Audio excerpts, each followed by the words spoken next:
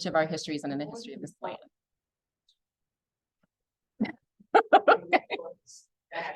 And I do that because I think acknowledging that and thinking about that informs all the work that we do towards equity and justice.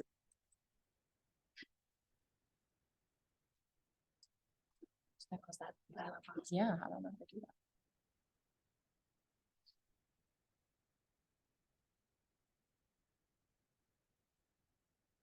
I also want to acknowledge that it takes a village. It's never just one researcher or one person. It's always a lot of people. So for me, that includes all the people who work in the Research in Sexual and Gender Minority Health Equity Lab that you see pictured here, as well as our community partners. The main partners I work with are the Black Trans Advocacy Coalition and the National Organization of Black Lesbians on Aging, as well as our Community Advisory Board, which really informs all the work that we do. And we don't have their pictures because they were like, no, we don't want you to send our pictures. So did not. So for the next 40 minutes, I want to start with just a really quick overview of sex, gender, and race concepts and how I think about them and use them in my work, because otherwise everything I say after that might not make any sense. And then describe the intersectionality research for trans health justice framework that informs how I think about doing research and why we do research the way that we do, and hopefully encourage you to do that if you're not already. And then focus on two studies, one that looks at pathways linking discrimination and health inequities, and the other that looks at structural approaches to promoting health equity. So we have consent to do this. Y'all with me? Yes. All right. You can always vote with your feet and just leave if you're. All right. So this looks like a complicated slide because it's on purpose. So people often think gender is multidimensional and complex, right? We know that, but people also don't acknowledge that sex is as well. So I just want to remind us about the biology of sex. There's many aspects of the physical body that make up sex: genes and chromosomes, internal anatomy, external anatomy, hormones, all of those things. And within each of those types of things, parts of the body that inform sex, there is complexity within each one. So the idea that there is binary sex is not actually accurate. So tell all your friends who are confused that that is what's happening. Right? I will send you the slides. It's all right. What happens is that we take the ways that these different parts of the body and parts of our physiology inform sex, and we group them together into two, and we call it binary. So that's a social process, right? So making binary sex is a social process. And we know that for a fact because almost 2% of the US population is known to have non-binary sex traits. And we know that from the time a baby is born that they are gendered in our society. There have been studies looking at if somebody's told this is a boy, then they get roughhoused and played with, and if it's a girl, then they get treated with tenderness and gentleness. And that also informs how we grow up, including how we use our bodies and how bodies might differ in ways that we then call sex related. We good? All right, this one I'm going to be super quick on because I think this is a crowd that gets that gender is diverse, right? I have loved this term that was coined by Florence Ashley, gender modality, that just describes how well one's gender corresponds or doesn't correspond to the sex that was assigned to us at birth. And there's just three major categories there. And then gender identity, how one chooses to describe one's sex, is multidimensional and varied. And you can see, I don't know if I do this here, if it shows up there. Nope. Okay, on the far right, you can see just a few of the amazing and beautiful ways that people choose to describe their gender. We also know that there's about 2 million people who identify as transgender in the United States, and overall about 2% of the worldwide population, and this was a study of 27 countries, identify as trans or gender not male or female. So there's a lot of trans people. And we also know that people of color are what they call overrepresented among trans populations. So the proportion of people who are Black or Latino, Latinx, Latina, all of the different ways within the trans population is higher than in the general population. So we good? And my final sort of grounding in how I'll use terms is that race is a social construct with life consequences. Similar to how we think about sex and gender, there's no fixed, actual, coherent definition of race. It is not stable over time and place. If you think about the Irish, when they came into the United States, they were considered people of color. Now they're considered white. Nothing really changed about Ireland, right? There's no genetic basis or consistent traits that are the same across racial lines, like skin tone, facial characteristics. They vary within and across race. It is not a proxy for ancestry. And in fact, the National Academies of Science and Medicine recently came out with a whole publication about how people who study genomics and genetics should not be using that as a proxy for race. Racialization is a social process. And I know this personally. In the US, I'm Black. Shocking, right? I spent some time in Senegal and learned that I wasn't Black. And then I spent some time in South Africa and learned that I was colored, which is something my grandmother would have freaked out about, right? So what we call race varies from place to place and has no real biological basis, but it has real impacts on our health and the consequences of our lives. So saying it's a social construct is not saying it's not real. It's saying it's not grounded in biology. We good? All right, yay. All right, that's my background. Then I'm going to dive into what I call a research action framework, which is what I use to try to guide the work that our lab does. This is a framework that was really developed by Linda West and colleagues at University of Wisconsin, and I was delighted to be invited into this process of developing this research framework. It comes with 3 different sort of aspects of it. Intersectionality is one, community engagement is another, and the concept of structural injustice is the third. And I'll go into those one by one. People are probably familiar with the term intersectionality. You might have heard it used in all kinds of ways that may or may not be how it was intended to be used when it was first developed. My favorite description of the both, I call it the both and, or the mutually constituted, for those of you who are academics, aspect of intersectionality is Lisa Boleg's paper, which I always misquote the title of, but basically once you've baked the cake, you can't unbake it. So all of us have multiple aspects of ourselves, right? Just like there's many ingredients in a cake. But once the cake is together, it's a cake. Like I'm not going to be Black over here and a woman over here and queer over there, right? I'm going to be all of those things all of the time. And intersectionality acknowledges that. It also acknowledges that that multi-dimensional experience happens in a structure, within structures of power. So I have here the Supreme Court, which we know changes all kinds of things about how we live our lives, right? Wall Street and the financial capitalist structure of this country, and religious institutions wield an enormous amount of power in this country and abroad.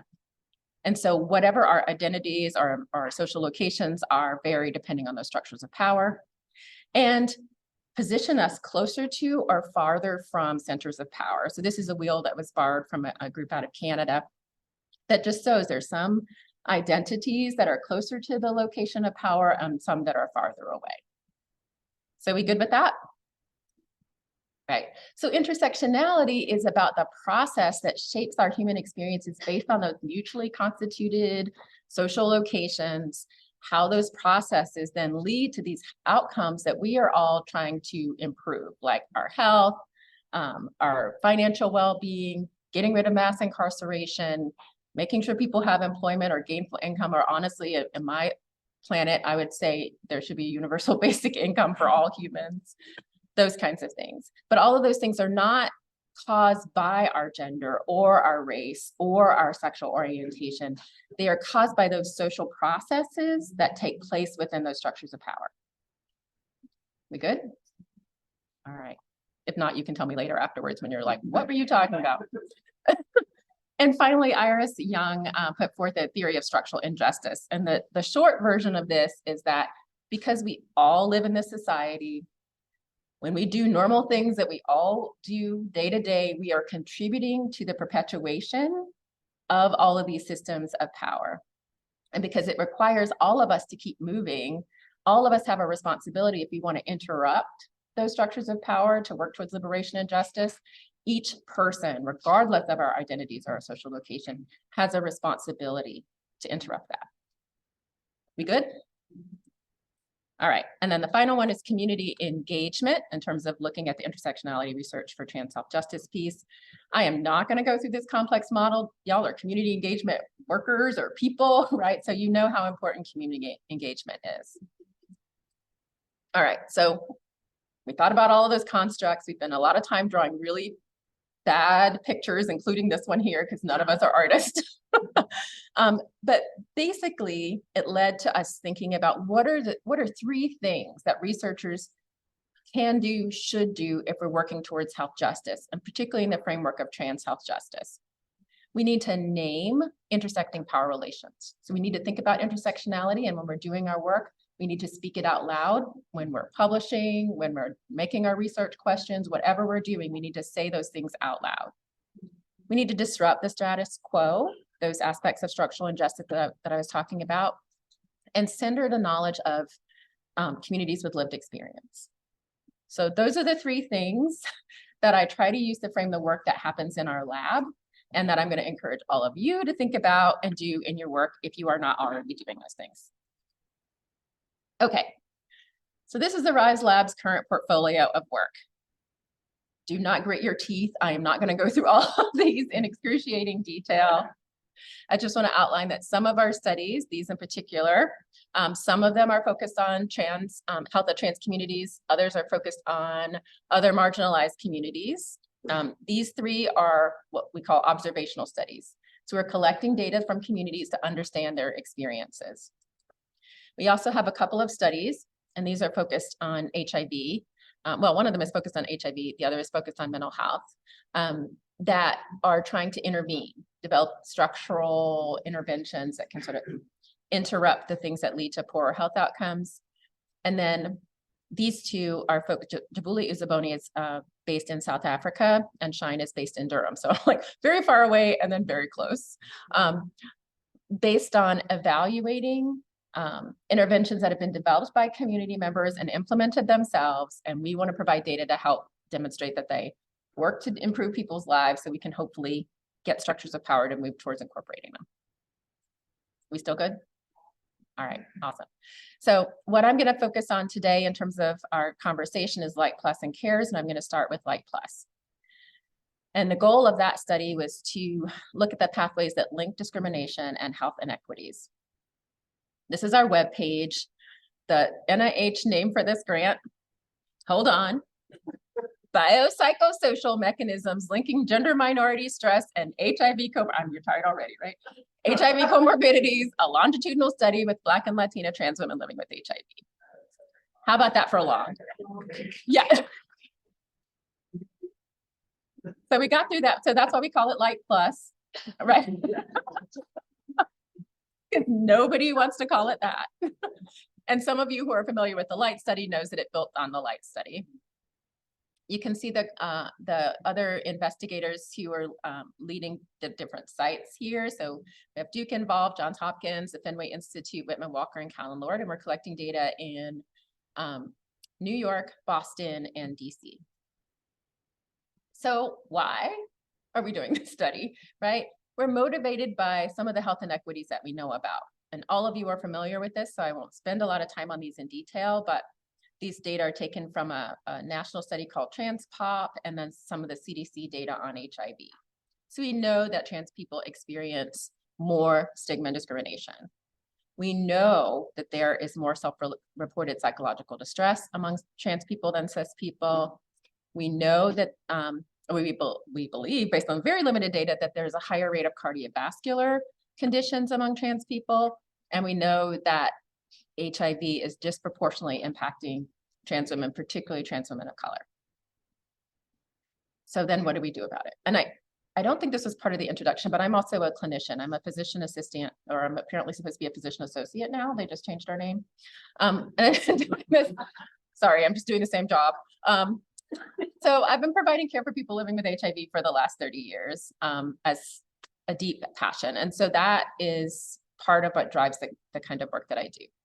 So knowing that there are all of these health inequities, and thinking about how often when the things that bother me, when people present data on health inequities, they sort of present it and then leave you to think, well, maybe there's something wrong with those people, right? They don't explain, like, why is it that we see those kind of health inequities? We don't name it and make it clear and explicit. And we know that obviously if there's employment discrimination, then people are going to have less access to jobs. There's going to be greater poverty. People are going to have trouble getting medications, and they're not going to do as well. That's pretty obvious, right? But what we don't have a lot of data on is what happens in the body when you experience that level of stigma and discrimination and basically trauma all day, every day. How does that impact our health? And that is what the study was designed to do. understand that. So we're starting with this intersectional stigma. So for Black and Latina trans women living with HIV, you can see that there's like sexism and gender discrimination, homophobia and transphobia. For folks engaged in sex work, there's sex work stigma, racism, HIV-related stigma. There's also, I think, importantly, and I think I have here, Carmen Logie was one of the people who helped develop this much prettier picture than you can see the model I developed. That people obviously don't just exist in that, they also fight back, right? So there's resistance, there's community, there's coping, there's support, all of those things exist at the same time. But it takes a toll on the body. Their survival, the coping, the techniques that people have to make it through actually lives in the body. And people end up doing what Nancy Krieger calls embodying inequality, right? This is way more complicated. Take a nap for 2 minutes if you hate this graph, but it does inform some of the things that we're asking about in this study. So here you can see on the left-hand side is we have trans women of color living with HIV, and you have in that pinwheel all of the different isms that are impacting their lives, and those are the circumstances of their lives. Then we have stressors that people experience. There's the general stressors that we all do. We gotta like make a living, find a place to live, eat, all those things. And then there are the stressors that are specifically related to their intersecting identities. There's what they call distal stressors like prejudice, discrimination, violence. And then there's what they call proximal stressors. How do we take that into our bodies? How do we start to believe things about ourselves or fight not to believe things about ourselves? How we expect to be rejected and mistreated when we enter circumstances? How do we sometimes try to hide who we are to try to protect ourselves from those experiences? And then there's the things that we do to survive, resilience. What are our coping strategies? How do we build community? How do we access resources? How do we support one another? And then that leads to all the ways that that happens in the body, right? And there's many ways that bodies can respond to that. Everybody has what they call allostasis, right? The way that our metabolism regulates itself, right? And we all have these sort of hits to our metabolism, whether they be physical when something happens to us, or emotional or psychological when something happens to us. Normally we have a hit, things get weird, and then it regulates again. Well, what if your hit is every day, all day? Right? Yes. About where sectors come as homophobia. Isn't it about trans women more HIV? So wouldn't it be internalized transphobia, not homophobia? Both. They're queer trans people. Yes. We can have a whole conversation about that too. That would be awesome. So yes, transphobia should be up there too, right? Okay, excellent. Yeah, so it's all of those things. And I think if you're referring to here, the internalized, the middle one. Yeah, so this was borrowed from because I'm not going to be making these pictures because I'm terrible at it. So I borrowed this from Elon Meyer's paper, which didn't have this explicitly as transphobia. So thank you for pointing that out. But if there's repeated hits, there's many ways that our bodies can respond. We can stop adapting. We can stop bouncing back, right? I don't know if you've had pants that don't fit anymore and they kind of stretch and then they stretch and they stretch and then they never snap back, right? So that happens. There could be like, you just never, like you sort of amp up your response and then it just never comes down. You're just always up here waiting for the next hit. And then there's the like, I'm just not going to respond anymore, right?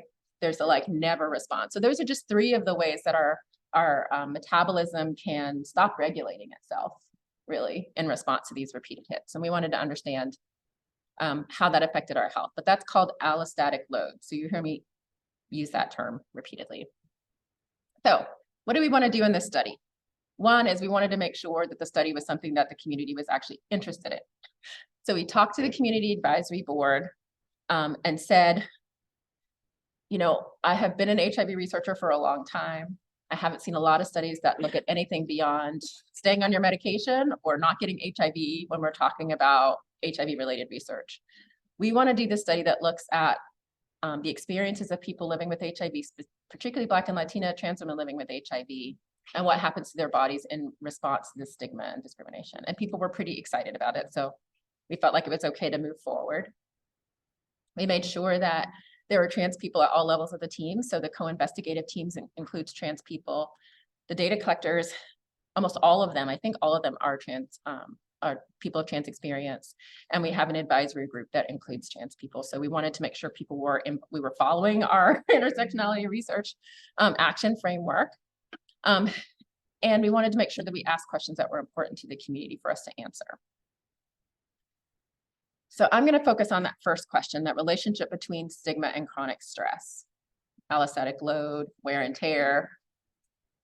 Interchangeably, I'll use those terms. I'm going to share with you some of the data from the baseline survey, some of the clinical measures we took to measure allostatic load, including some blood work. So what did we do to measure allostatic load? For the survey, we wanted to understand people's experiences of stigma and discrimination, as well as their coping strategies and their community building work. So we measured coping and social support, measured stigma discrimination, a whole bunch of other stuff. We also want to understand their physical health because we were going to be getting biomarkers. So we had to understand what people's CD4 and viral load was, because that's also a physical hit on the body. So we need to understand if that was playing a role in the allostatic load measures. And then we measured a whole bunch of things. So we had to go find a specialist who measures allostatic load, because I'm not the one, right? So we talked to this group of specialists, and they told us, like, these are the 14 biomarkers that you should measure for allostatic load or wear and tear. We also have a whole other set of measures that we took looking at chronic stress using salivary cortisol. I'm not going to talk about that today, but if you want to, you can always ask me questions, because you can tell I like to talk. So measuring allostatic load, they gave us these 14 biomarkers. It was the most simple measure, but most commonly used measure is that if the results are in the normal range, they get a 0. If the results are outside the normal range, they get a 1. You add up all the numbers. The higher the number, the more chronic stress, wear and tear, allostatic load somebody's experiencing. Yeah? Yeah. Okay. So that's how we measure that. So we're answering that first question. This is the baseline data from 102 participants. So these are Black and Latina trans women. They live in New York, DC, and a couple of folks in Boston. The average age of people enrolled was 41. Obviously, we had criteria about race and ethnicity of folks who could enroll. We saw that folks struggled with education, where about a little over half of the participants had a high school education or less. People struggled with poverty, with most people below the federal poverty line. Most people, 70%, had been homeless at some point in their lives, struggled to find a safe place to live, experienced material hardship, all the things that we know people experience, right? We also found that mental health symptoms were common. We asked people a series of questions to measure experiences of post-traumatic stress.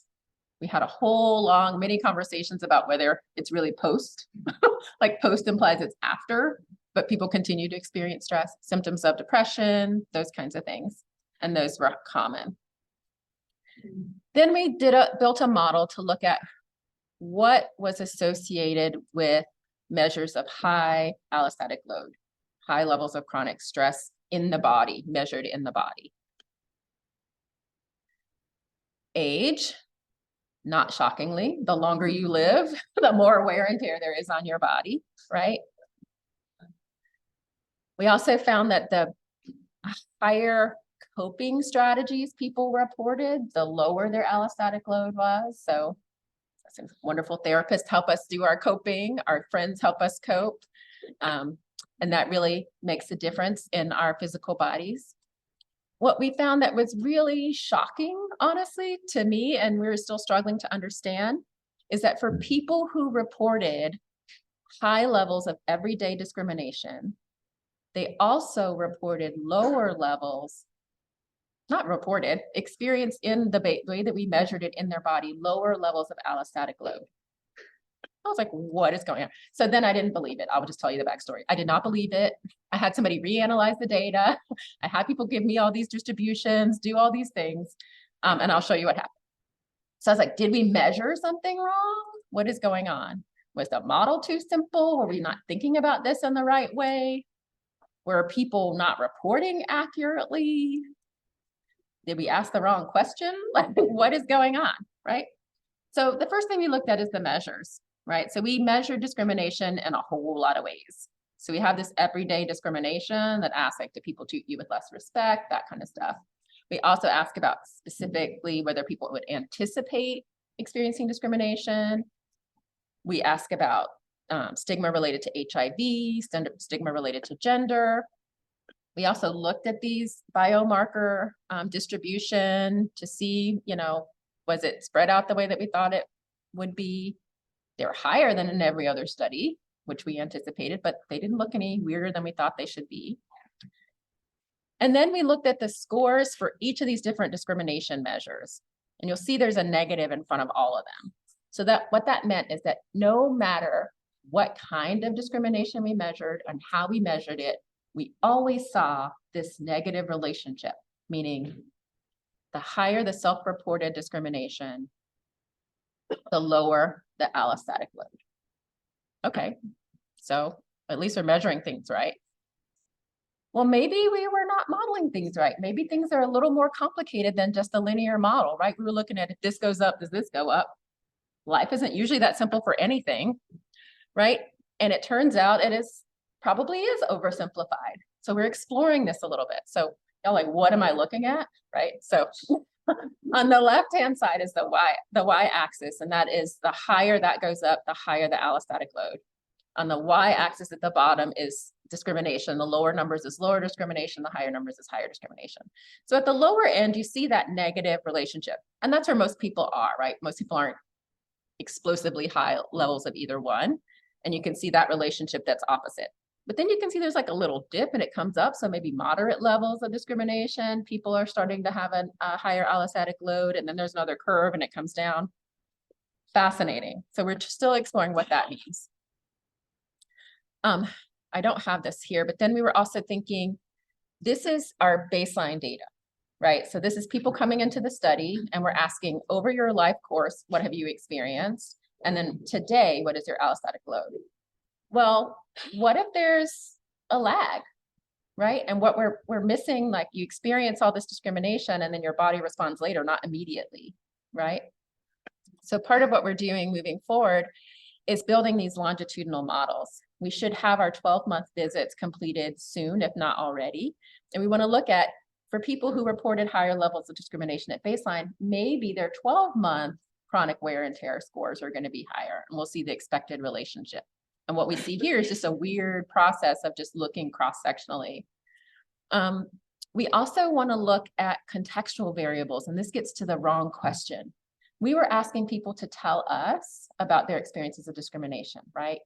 Maybe there is something protective about being willing to say this was discrimination, right? And that's why we saw lower levels of allostatic load measured in the body for people who are willing to say, yeah, I was treated badly because of my identities. Maybe that's what's going on. And so maybe what we also need to look at is, what do we know everybody's experiencing outside of what they're willing to report, right? So we're looking at some structural measures related to segregation, gentrification, and we're going to look at some data from the Movement Advancement Project that has local data on, are there protective laws or discriminatory laws related to gender, and see if that's the kind of questions we really should be asking about people's experiences instead of what they're reporting. And Dr. Dale is nodding because we've had this conversation a couple of times. So that's where we're at with the Light Plus study. I was going to jump into the next study, but I want to pause here because that was a lot. Yes. My first thought is, I think the longitudinal makes a lot of sense to go to that framework, but it's also potentially a life course in the sense that this is not just happening at this point in time. Yes. You're different age cohorts, I would imagine. Yes. And they've been experiencing the lifelong process of discrimination. Yes. Yes. So I don't know if the folks online could hear that, but it's a life course process, and we have like a 5-year NIH grant, and we're following people for 2 years. So it might not be long enough really to see that kind of relationship, even if it exists. Yes, absolutely. Yes. What about resilience? Not asking them how they handled that discrimination, how they dealt with it. Yes. So we are asking, I didn't present that. But yeah, so we're going to look at coping, social support, those kind of resilience measures. We have an amazing graduate student, Manat Malik, who's been with me for way longer than a human should follow a professor around.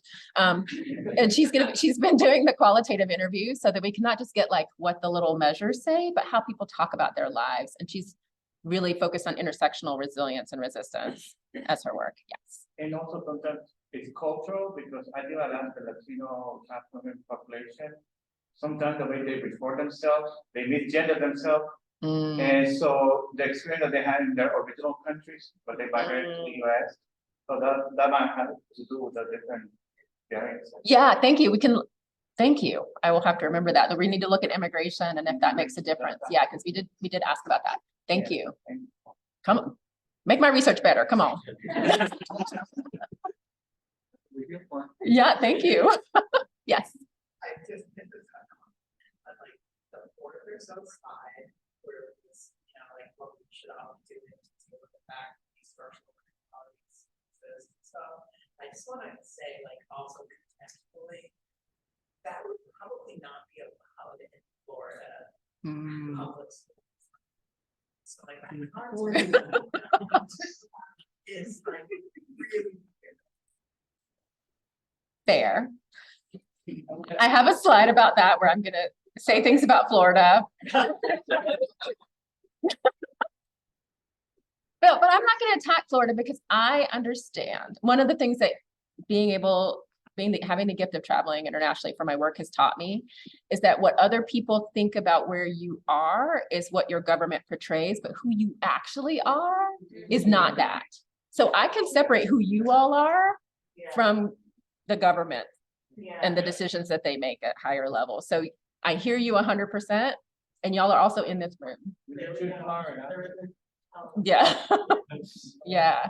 Thank you for raising that. Yes. During the qualitative interviews that you're doing, are you getting any initial feedback about what the community is asking for? Are they starting to think about what kind of interventions they want? Did I pay you to lead me to the next slide?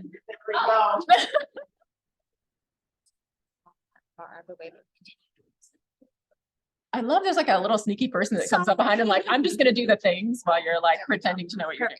Oh, you put it right in front of how I'm moving slides. That's Okay, is that in the way? I mean, I might accidentally hang up on everybody, but Okay. Let's do that. yeah, thank you. Okay, good. I don't want to accidentally hang up on people. So thank you for that question. This is how CARES came to be, right? So what we noticed, and what I noticed as I was home for 2.5 years staring at my computer, hating the planet because there was a global pandemic and I couldn't leave my house and I love people. We know that there's higher rates of psychological distress and suicidal ideation in trans populations. I didn't put all that data there. You all know this, and it's deeply disturbing. There are elevated prevalence of poverty when you compare cis and trans people. The data that we saw show that trans people are twice as likely to lose their jobs and less likely to get their jobs back as the pandemic has progressed. And I think most importantly, what I saw among my friends in my community is that trans leaders were like doing the things, right? They were like developing peer support. They were developing mutual aid projects. They were feeding each other. They were providing small grants to each other. This is how it became more visible how community was taking care of each other. And I thought, wouldn't it be great to support that in some way through my work, and also to provide data for those organizations to be able to continue to do that work once people were like, oh, COVID's over. I talked with folks at the Black Trans Advocacy Coalition, and they agreed to partner on grant application. And just in case folks don't know this, it takes a really long time to write grants and get funded. So they stuck with us through the long haul. We submitted this grant like 3 different times. And each time we asked them for painful amounts of paperwork. But they stuck with us, and we got funded. And we are partnering with them on this study. And our goal is to look at, so there's 3 arms to the study. One group of people are going to get what BTAC, the Black Trans Advocacy Coalition, provided and was able to provide during the pandemic, which is a one-time small grant for people who needed it. That is going to be our baseline standard because we didn't think anybody should get less than that. Then the second arm is going to get people who get a longer term small grant. So they get a small grant every month for 6 months. And then the third group of people are going to get a small grant every month for 6 months plus a peer mentoring intervention, so peer support. And this is based on the Healthy Divas, was adapted for this. Healthy Divas was designed by and for trans women. We combined that with the, I can never pronounce it, BTAX program for trans men, Ocon. We merged those and created a new intervention that was adapted for this study. And the goal is to understand which one of those things works better for improving people's mental health if they're experiencing material hardship. How does it work? And how do people who participate in that intervention understand and perceive it to have affected their lives? I honestly can't believe we got funding for it, but we did. We also wanted to make sure that everybody who participated in the study got some financial education. And this also came from a different study that I did with Larissa, she has 1,000 names, Jennings, Mayo, Wilson, yes, Marissa, who does finance interventions. And when we did interviews with, this is with trans women in St. Louis and in Virginia, they talked about what they wanted in terms of financial stability. And some of that was like, how do I open a bank account? How do I get good credit? How do I improve my credit? How do I set these financial goals and meet them? So we developed a set of videos to help people do that. So everybody gets that. This is how we broke down the groups of people and who's getting what in terms of the microgrant. You can see it's not a lot of money. It's $150. Some of that is NIH grant funding sucks, and that's all we can afford, right? And some of it is, when we looked at our prior data, this is 12% of the average income of people, of trans people who participated in our prior studies. And people are poor, right? So getting 12% more of your income can make a difference for some people. Right. And then this is sort of a snapshot of the peer mentoring intervention where people will meet with their peers every 2 weeks over the course of 3 months. And they'll have these structured sessions that are building on setting goals. They will use that, I don't know if people have seen that life, level 10 life grid where people kind of like rate how their life is doing, pick what part of their life they want to work on. And then the peer's job is to help them think about how to meet those goals, not to tell them what their goals should be. So we have been building all of this over the last year, and we hope to start enrolling people in September, and we'll probably start, all of you investigators will hear from me, like, please tell us your friends to enroll. So Is it open to it's open to it's national. It's all online. Yeah, we're going to start enrolling slow because we're sure that something's going to break, you know, when you first start enrolling. But yes, and we're going to focus on the Southeast to start. And if we can enroll enough people in the Southeast, then we'll open it nationwide. But yes, absolutely, Florida. Definitely. So this is not in a recruitment, but you know, she's like, sure, it's not. You got my number. Come on. All right. So hopefully I was able to do these things, talk about sex, gender, and race, talk about intersectionality research for trans health justice, talk about these pathways, and one structural approach to promoting health equity. Dr. Dale also asked me to talk about lessons I've learned. So this is bigger than those 2 studies. Community engaged research is hard, it's messy, and it's super important. Like I tell people, if you have not been read for filth by a trans person in public, then you probably are not doing this work right. I mean, I might be read for filth today, who knows, but like it has happened, and I learn from it always. We have to understand the context and the structural drivers behind the health inequities that we experience. Otherwise, we're sort of like stirring the pot without actually making a difference. We have to use our data to advance equity. I mean, being in a journal is great. I get promoted at work, but like, does it change anything? We want it to actually change something. And this is where I get to have fun with Florida. I'm here because we cannot abandon challenging places. Like I have lived most of my life in challenging places where the government and I probably are diametrically opposed on just about every human value that there is, right? But that is where the work must happen. And so thank you all for being here and for doing this work in Florida, because it is critical. It's not like there's like suddenly trans people disappear from Florida just because the government is mad, right? You're here, people are here. So let's continue to do this work here. And just a reminder for researchers, when we do our research, this intersectionality research for trans health justice reminds us that we have to attend to intersecting oppressions. We have to name those power structures that are driving the health inequities, including the government, Dr. Steve Saffron. we have to begin with and center the knowledge of people who are most impacted by the things we're concerned about. And we have to think about who we are and be transparent and clear about our own relationship to power, right? I work at a big old rich private institution, right? I do. And I feel like my job there is to, you know, make sure I make a good income for myself because I want to live good too, right? But also, how do I direct those funds to be used in a way that can benefit what we all value? And I'll just end with saying that the way forward, I think it's with something called insistent. We're used to resilience, which means you have a wound and you recover from it. We're used to resistance, where you fight against the powers that be. But I learned recently, what if we move forward with insistence? We insist on a world that we want to see. We insist on a world where everybody has dignity and rights, and they're not having their biological systems constantly responding to assaults, right? What if we envision that world and insisted on that world instead of always only thinking about fighting back and against it? So thank you so much for letting me come talk to you today. I really appreciate it.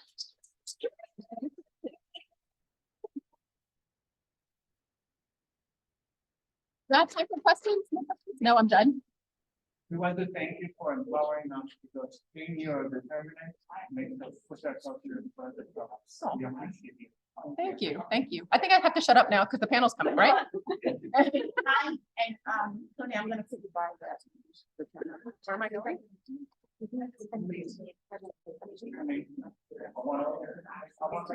We want you to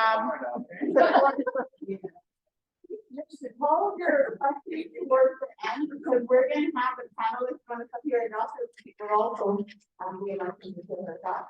So you're gonna get us stuff first.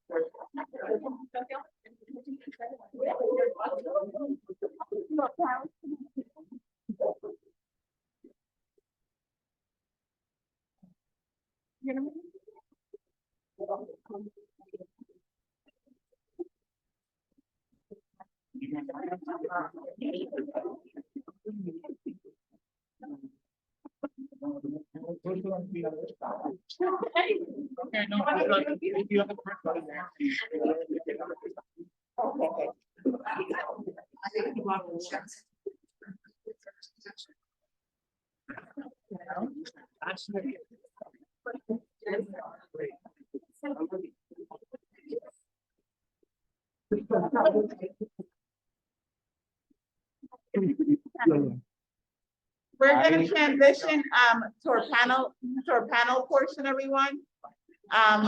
If you're looking for a bathroom, there are two bathrooms, one to the left and one to the right. If you go to the right, know that there are cords on the floor, so be careful.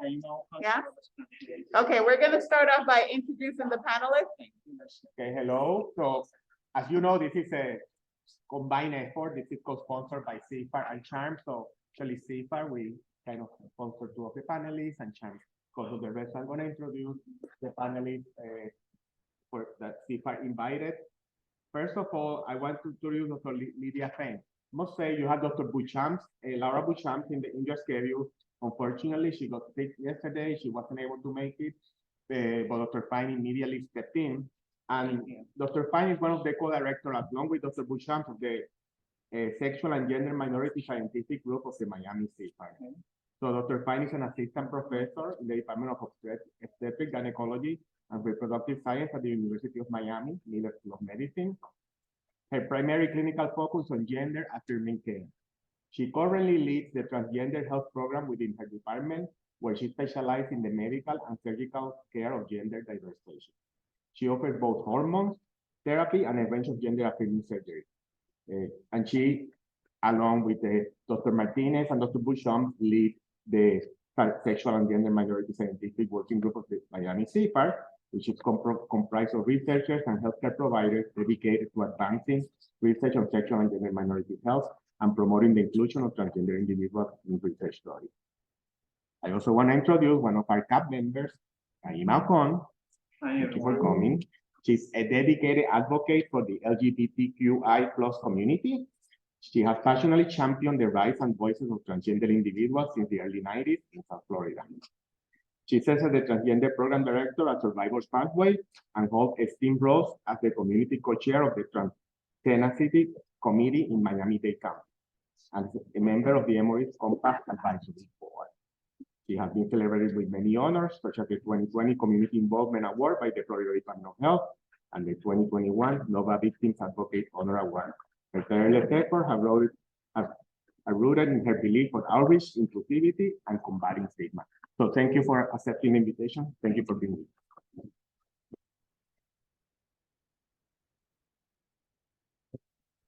I'm going to briefly introduce our other two panelists, but I'm also going to give the panelists an opportunity to say additional things. Because as I was reminded today by Jasmine, they're forever innovating in terms of how they're advocating and supporting communities. So I want them to have a chance to also add on additional details. Are you sure? I'm sure. It's my pleasure to welcome Morgan Mayfaire, co-founder and executive director of TransSOCIAL. Morgan's passion for building acceptance and equality for trans people in society guides his work in the community. Named one of the Out 50 by Florida Gay News in 2017, he co-founded TransSOCIAL with his wife, Ashley. Ashley's right here. To link trans people to resources he found difficult to access during his own gender transition from female to male. Morgan is a passionate advocate for HIV prevention and treatment programs in South Florida and was named one of the Pause 100 by Pause magazine in 2019 for his contributions to HIV prevention in the trans community. His personal history as a young feminist and member of ACT UP and the Names Project inform his current advocacy work. When Morgan is not busy using his visibility as a trans man to educate others about the trans experience, you could find him tending to his orchid collection. They're gorgeous, I see pictures. Or modifying his Jeep Wrangler and also parenting his dogs. What about the dogs? Okay, please join me in welcoming Morgan Mayfaire. And last but not least, she's phenomenal. It is also with great privilege that I introduce Jasmine McKenzie, founder of the McKenzie Project. She was born and raised in Miami, Florida. She's a Black transgender woman who's committed to changing the community by making sure other Black transgender non-binary people have a safe and amazing future, fighting for equity for her community. She serves as a founder and executive director of the McKenzie Project, which is a Black trans-led organization based here in Miami-Dade and Broward, with a focus on individuals of transgender non-binary experience. In 2021, she was awarded the Changemaker Award by the National LGBTQ Task Force Gala. She's also a passionate and active member of the South Florida ballroom community and serves as a mother of the iconic and legendary House of Ebony and is the co-chair for 2021 Transgender Pride Fort Lauderdale. In her spare time, she enjoys designing pageant wear, avant-garde hair art, and in 2016, she established her own business, Color and Raw, which is a Black LGBTQ+ photography and modeling studio located in Dania Beach, Florida, and is patronized by the ballroom and Black South Florida community. Please join me in welcoming these amazing panelists. I also want to briefly acknowledge the many members of community who are also sitting here with us and have been contributing a lot to the community, specifically here in Florida. So to start us off, the first question that I have for everyone, and we have to share this mic, y'all, so I'll pass it along. But the first question I do have for everyone is, what are some of your responses initially to Dr. Poteat's slides and presentation in terms of some of the topics that were raised? And before you speak, you want to go? And before you speak, do tell us something additional about yourself that I may have missed. I don't want to say I want to slide. I want the slide to go over it because right now, I know for me, I am working, I put together a Florida Black Trans Youth Assessment to get real information about Black transgender and non-conforming people in the entire state of Florida. So when I saw this, me actually more like, this is good. So it was really real to see some data, and also time Black trans people are enriched of this data, so it's good to see that Black trans people is definitely included. And what was the second question? Anything have missed when I introduced you. Okay, well, she did mention about Color and Raw. Color and Raw is now becoming an organization, and Camille Lewis is the Lewis. She's not here today. Now turning into a Black LGBTQ organizations and youth and their families. So there's something that we have put together. Also, for those who don't know, the McKenzie Project and TransSOCIAL are collaborating partners, and we opened 2 marketing centers, one in Miami-Dade and Brown County. And I can't really say much because we got some more things coming, but it's the things that is definitely needed for the trans community. And yeah, that's my because I'm not the whole drive up here because I So I absolutely loved your presentation. What I loved the most about it was the intersectionalities that are brought together. I could be a poster child, actually. I'm multiracial, I'm Jewish, and I'm Latino. Yes, that's me. Okay, I don't just use that term, but I'm still having difficulties with it. But I live within those intersectionalities. And it is a difficult thing, and it brings on stressors that most people don't even consider, okay? Because personally, I feel myself being pulled in all these different directions. And at the same time, you know, I pass in many ways. I pass for white, I pass for a cisgender heterosexual man because we're married, okay? So I find these things open doors for me and also slam them in my face constantly. So talking about those stressors and talking about the intersectionalities and the stressors that come with it is extremely important. It's something that hasn't been focused on enough. So I really appreciate that you're here and that you brought these things into the presentation. Anything new about you guys? I think I said a whole lot. There's a lot of things that Jasmine said that we really can't talk about too much right now, but we are handling the challenges that our state government is throwing at our people, okay? And when we work together, we are much stronger at handling those challenges. You know, and although the McKenzie Project and TransSOCIAL work together, we'd like other organizations to step in and work with us too, okay? Because we are stronger together, okay? When you divide us into those little slivers, we lose power. But together, we are a force to be reckoned with. I have one week. So today made 21 years of me living in Ocon or living with HIV. So that was something I wanted to share because oftentimes I don't really get to talk about that as much. So today made 21 years of me living with HIV. My God, it's my turn. First of all, as soon as I saw the first slide, I knew that I was at the right conference at the right time, because with so many changing laws against the transgender community, having you here, having you taking the time to come to us, doing all this research that shows that we're doing the right things, whether it's the McKenzie Project, TransSOCIAL, and many other people that didn't bother to take the time to come. That's going to show them that we're trying to make a difference. I need the slides. So please, as soon as possible. Now my official title of work has changed also because of all this transgender stuff. Now I'm the diversity and gender director at Survivors Pathways. I'm always open to welcoming anybody that's either in the transitional process or it's already transitioned. I'm always open to any community. So like earlier before starting this, Morgan and I were talking about probably having an invitation for me to come over to your agency. Same with the McKenzie Project. With it, right now, I guess I have to look at myself within Miami-Dade County. I would love to go abroad, everywhere, but we are limited due to the agencies that we work for. We have to be also mindful of all the changing laws, so we have to be careful when it comes to the youth.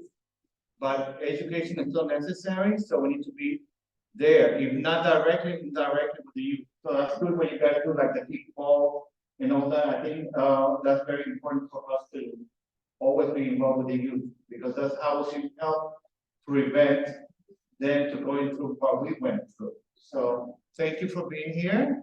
And now I'm going to pass the mic to Dr. Doctor. Dr. Fein. Thank you. Thank you so much for allowing me to be on the panel today amongst these esteemed people. I guess I have a slightly different hat as a physician here. By training, I'm an OBGYN, but my primary focus is on trans health. I do gender affirming hormone therapy, gender affirming surgery related to the pelvis, and I do any gynecologic needs for trans men and trans women. So I think in thinking about the presentation we had today, first of all, I mean, going to WPATH all these years and reading all the research, you're like a celebrity to me. So super big deal to even be here with me today. Thank you for your work.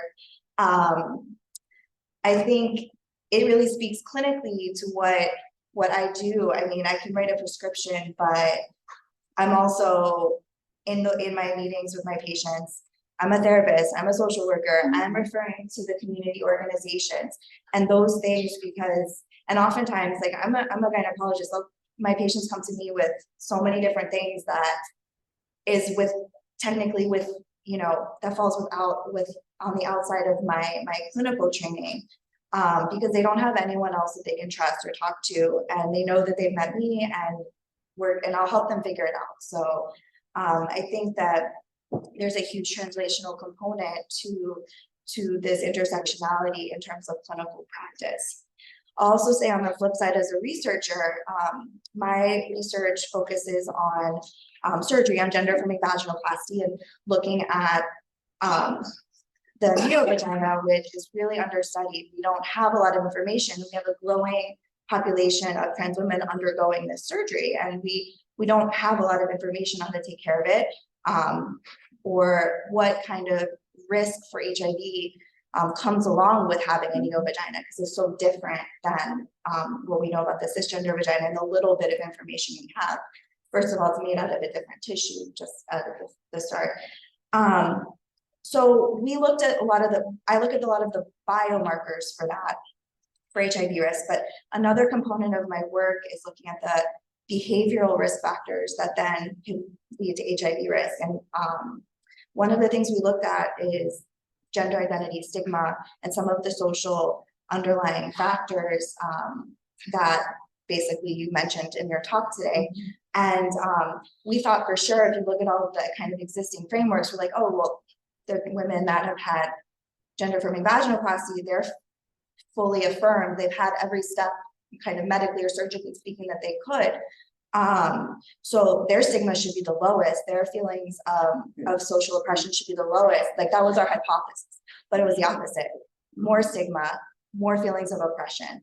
And, you know, this isn't our initial group, but when you were talking about your findings in the life study, lots of similarities there and what we're finding. And I'm really excited to delve more into that to really understand what kind of behaviors we're exposing to. So those are my comments. And then I will just say, the one thing to add about me is I wear a big hat in medical education and provide pretty much, I would say, a vast majority of the medical student education related to transgender health here at UM. And I'm really grateful for that opportunity, and I'm really grateful for the interest of our students and learning more. There's always requests for we need to learn more about this, exposing our medical students to my patients in clinic. And I'm really hopeful for our next generation of providers who I think are going to be absolutely outstanding in caring for our transgender and gender diverse patients. Okay.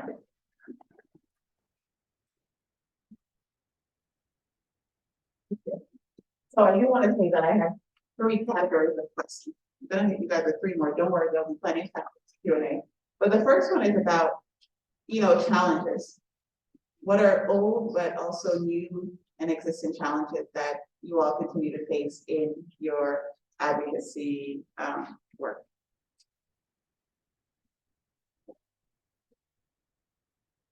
I would say for me as a Black trans woman, when I first started off with McKenzie program in 2020, it was really hard for me to connect with people.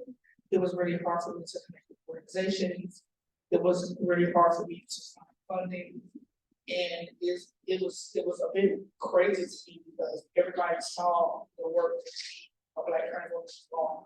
And everybody was like, oh, you're doing a good job, I want to support you, I support you, and it's like, you know, I would go live all the time and talk about like my dreams and what I want to do with the organization and how to help, and nobody will help. And that was something that was like a really hard thing for me to deal with. But unfortunately, you know, I didn't stop. I kept going, then kept going, and then I ended up meeting Ashley and Morgan.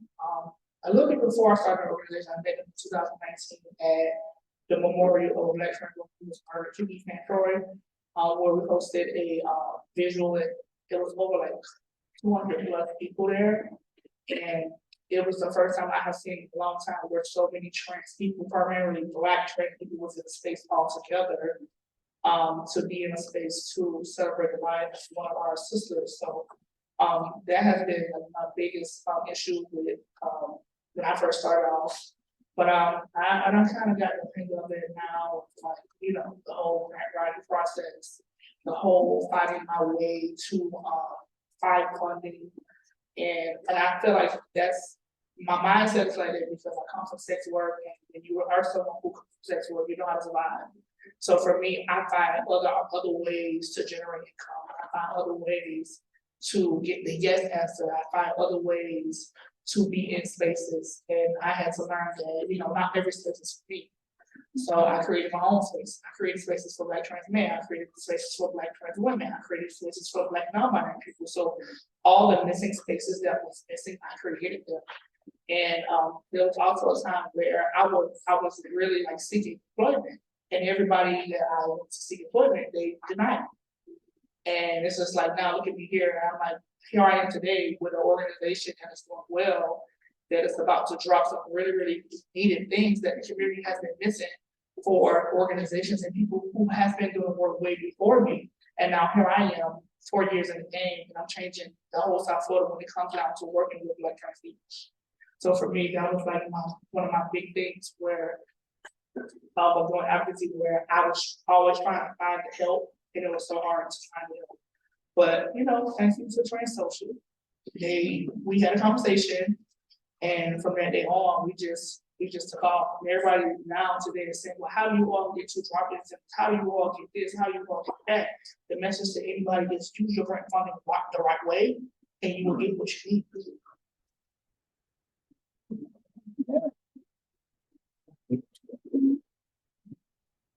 So I'm going to start with, we started TransSOCIAL in 2016. Actually, a little bit before that, that was when we got our 501c3. The reason we started TransSOCIAL was because we found a lack of collaboration with organizations, and that was through my own transitions. I found a place that would offer me my hormones, but when I asked for other services that I needed, they said they were available, that they didn't provide them, but they wouldn't refer me to where I could get them. And I asked why, and the response I got was because they didn't want to lose clients. Okay? So, you know, I have my wife, and she was my support system going through each of these steps, which was monumental, both having her and the struggles that we went through. Okay? I mean, I can tell you all that I was turned away from Social Security 3 times, okay? It was not pleasant. And I kept thinking, I could go stealth, and I could just live my life privately and forget about the rest, but that's not in my nature, number one, okay? And number 2, I kept thinking, I have Ashley as a support system. What about somebody who loses their family and loses all their friends and have to go through all of this by themselves? Who's going to be there for them? I mean, I can tell you a short little story at Social Security.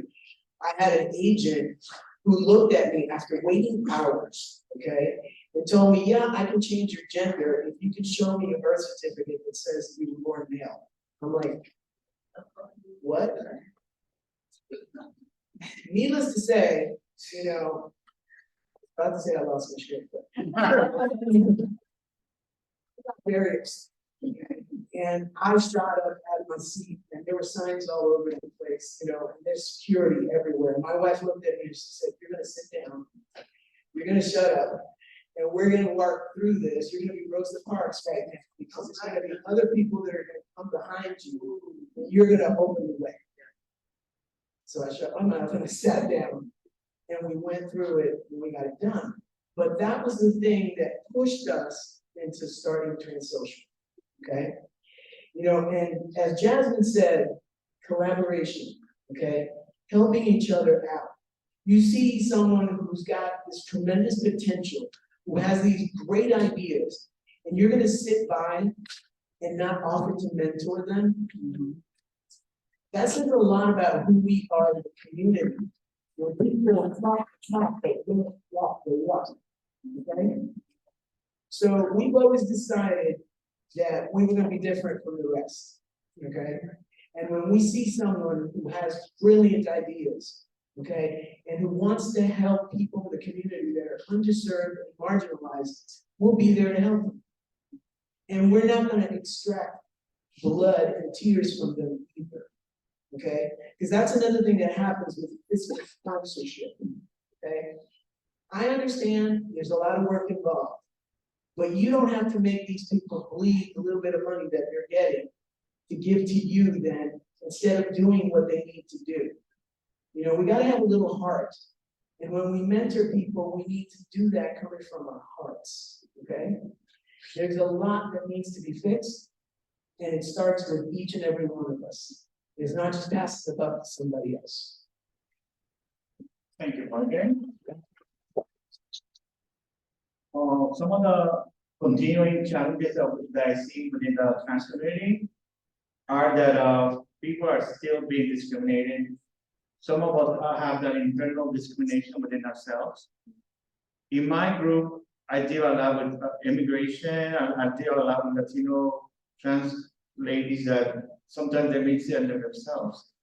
So when we're getting data, when it comes to different focus groups, sometimes I see them put the wrong gender, and it's not that I'm not there to influence them, I'm there to teach them. So sometimes that's ingrained within themselves, that they misgender themselves. So that's why I brought up culture, that's so important. And I see that the other challenge that I see now, that a lot of the resources that were available during COVID have gone away. So, you know, there's no more food, there's less for rent and stuff. And so it's a challenge to be fighting for everyone. And also, you guys, the community need to see me as a transgender woman of color because I'm Latina. So sometimes people see me and they assume that I'm a white lady. I don't know why, but I'm Hispanic. And that also is like taking part of my identity away because I am what I am. People don't know what's in my head. People just assume sometimes when they look at me that I'm a certain way. They might think I'm a snob or something, but I'm not. So I have to sometimes fight that internalized imposter syndrome. That happens with being transgender. So that's another intersectionality that we need to deal with. So that said and done, I'm glad to be offered this platform to share my point of view with everyone. And I'm here to help. Also, I'm gonna do my little infomercial. We need people to participate in the Trans Tenacity Committee, the DOH.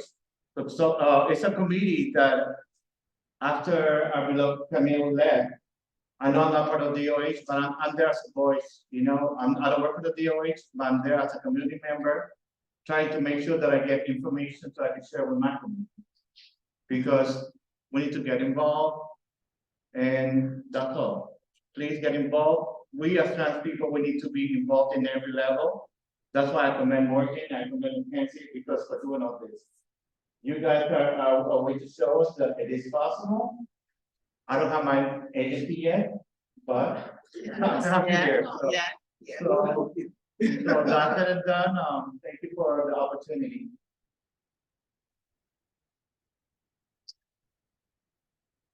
I think for me, the biggest issues really have been the laws as it's impacting everybody, but it's really created a state of chaos in Florida in terms of care. And what unfortunately happened is a lot of institutions and practices and understandably so, they very preemptively shut down their services all throughout the state. including Nicholas Children's Hospital here in Miami, which was really the main source of care for the majority of trans kids. And where patients were just basically told, sorry, we can't take care of you anymore, you need to find a new doctor. So this has created a huge problem. I think I'm one of the only people now providing care for adolescents in Miami. I'm not a trained adolescent medicine provider. So, you know, I did my homework as fast as I could, and when I realized this was going to be a need that I would need to meet. And the other kind of complexity is that a lot of people receive their care from nurse practitioners, and that was banned for adults. So now, as it stands right now with the current laws, hormones have to be prescribed by a physician. So I think like 80% of trans people in the state of Florida receive their hormones from a nurse practitioner or a equal level provider, and they were left without their provider. And then the flip side is also, the law also says that the initial visit with the new provider has to be in person. It cannot be by telehealth. So all of the patients or persons in the middle of the state or other places are now have a huge travel barrier and are left in essentially a care desert. A lot of the places that shut down kind of preemptively without really fully understanding the laws, including for its short time in terms of surgical care. We're clawing our way back into being able to provide all aspects of surgical care, but even within our institution, as a a very large private institution here in the state, there is still a lot of fear of the government that is guiding some of the decisions here as well. So it's a daily fight, but we're doing our best. Thank you so much. I wanted to add, the transphobia in our community, that is something we don't really get to talk about.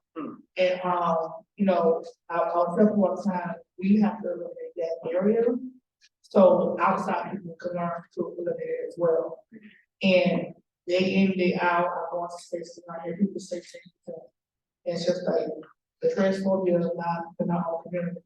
And I also want to speak about voters' rights, of getting people aware and educated about voting, because a lot of people feel like, I'm not going to vote because this is what's going to happen, and this is what's not going to happen.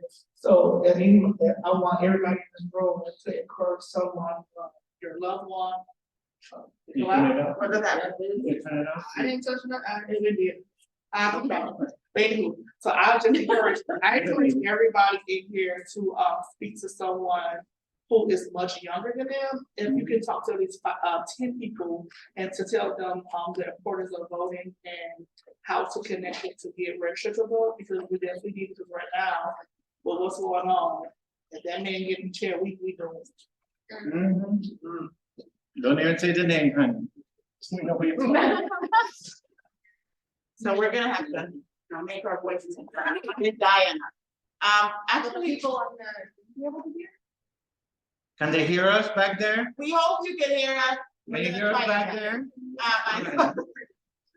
But I was hoping you could actually weigh in, given your life in academic and community spaces. What are some of the ongoing challenges you face? Are you talking to me? Yeah. She refuses to let me just sit there. I feel like you said it all. I mean, there's the clinical barriers, there's community barriers, there's funding barriers, there's the internalized barriers. And I do think that there's this, we can, and I do this too, absorb this sense of defeat before we even start that can get in our way too. If we don't believe ourselves that we can make a difference, then it's going to be hard to actually make a difference. And that is one of the things I really get from being in spaces like this, surrounded by, like, I'm not by myself. There's a whole lot of people doing this work, and making a difference in places that are harder than the place that I live, and we can do this. I know that wasn't like what's in the way, but I feel like this feeds me, and hopefully we're all feeding each other. To remember that things. Okay, so I was at a meeting, the HPTN, and the peer educators were having a conversation. And there was a woman from Houston, Texas, and Texas is not doing any better than Florida. That's right. Right? And everybody was kind of going around with the doom and gloom, and she's like, you know what? We have been here before. You know, not everybody survived, but everybody in this room survived this. We have learned, we have tools, we can get through this. And it was like the most hopeful thing I'd ever heard. If this is like a Black trans woman living in Texas, and she's like, we can do this, then we can do this. So everything's hard and anything's possible. You led me right to the, oh, let's stop that. But you led me to the next question I want to throw out to the panel is, let's talk about resistance, or as Dr. Poteat said, insistence, right? What does that look like for you in your work? But also, what are you insisting that people who want to be in allyship, people who want to be a part of the change do, right? So the first, what does resistance look like in what you're doing, but also what are you insisting on from other people in terms of their part of the labor? Is it working out? The battery working? You're gonna try. Anyone? I think that first of all, we need to remind everyone, we have done so many rights from the past, you know, when they had the leadership back in movements. Today's society, we have been very complacent. So we're already used to having the equalitarian marriage and so many different laws. And that's why we're losing the rights, because we're not fighting as Jasmine just said, we need to encourage voting for those that are going to support us. And we also need to remind ourselves that we have to fight. They take away our gender affirming care, we need to fight. Legislation. I don't know, I'm not the kind of person that I always voice my opinion. I'm not going to stay quiet. If somebody misgenders me, I'm going to let them know that that's not the appropriate way. Because sometimes when you're complacent, people keep on doing it all the time. So that's another way that we need to be active. And when we have somebody that's an ally, let them know that they're appreciated, because sometimes we don't appreciate those that give us support. So we need to appreciate the allies. We need to stand up for ourselves, and we need to be united. We always have to have good communication between agencies. Believe it or not, sometimes we do. But me, I work in an agency, and I always, like I told them, send me an invite. I'll be able to go to your agency, and that's always good. If I could send somebody over to Morgan, somebody's looking for like changing their name and stuff, I don't have any problems, any issue reaching out to them and sending a client, because that's how it should be. I shouldn't think about my agency, I should think about the benefit of the client. Yeah. That's So- what you just said was extremely important. A lot of agencies don't want to share their people that are clients or participants, because they're mine, they belong to me. Hell, they belong to all of us. Amen. That's the problem. They belong to all of us. It's a community. So basically, I assess what the client needs. If I know this person can do much better than what I can do for the client, why not send them over there? Right, that's right. There shouldn't be an issue.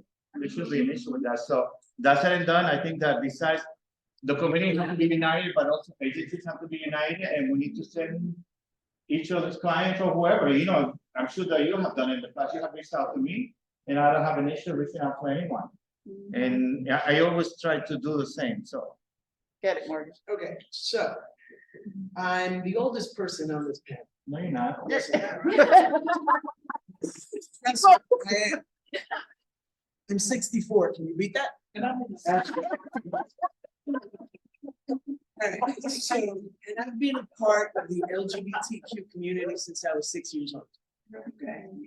I have fought for women's rights. I have fought for gay rights. I have fought for trans rights. I've been fighting my entire life.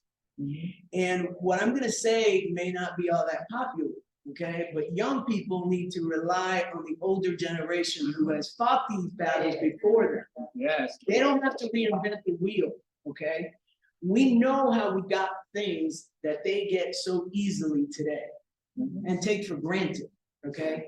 We fought for those things with blood, sweat, and tears. I know people who were injured while, you know, they were protesting, okay? My own mother, while protesting, it's how she met my father, actually, in civil rights, was injured once when somebody threw a rock that hit her in the side of the face, okay, while marching. Okay, so I come from a long line of people who protest and who speak up. Okay, and I have a big mouth. My mother used to always tell me, thank God you were born with light skin because you'd be dead by now. You know, and she's right. Okay, but that brings us to allies. Okay, don't stand behind me, stand next to me. If you're really an ally, stand next to me, stand up with me. Don't stand behind me. Okay. So, yeah, actually, we had that conversation. No, seriously, Jasmine and I had that conversation a long time ago, okay?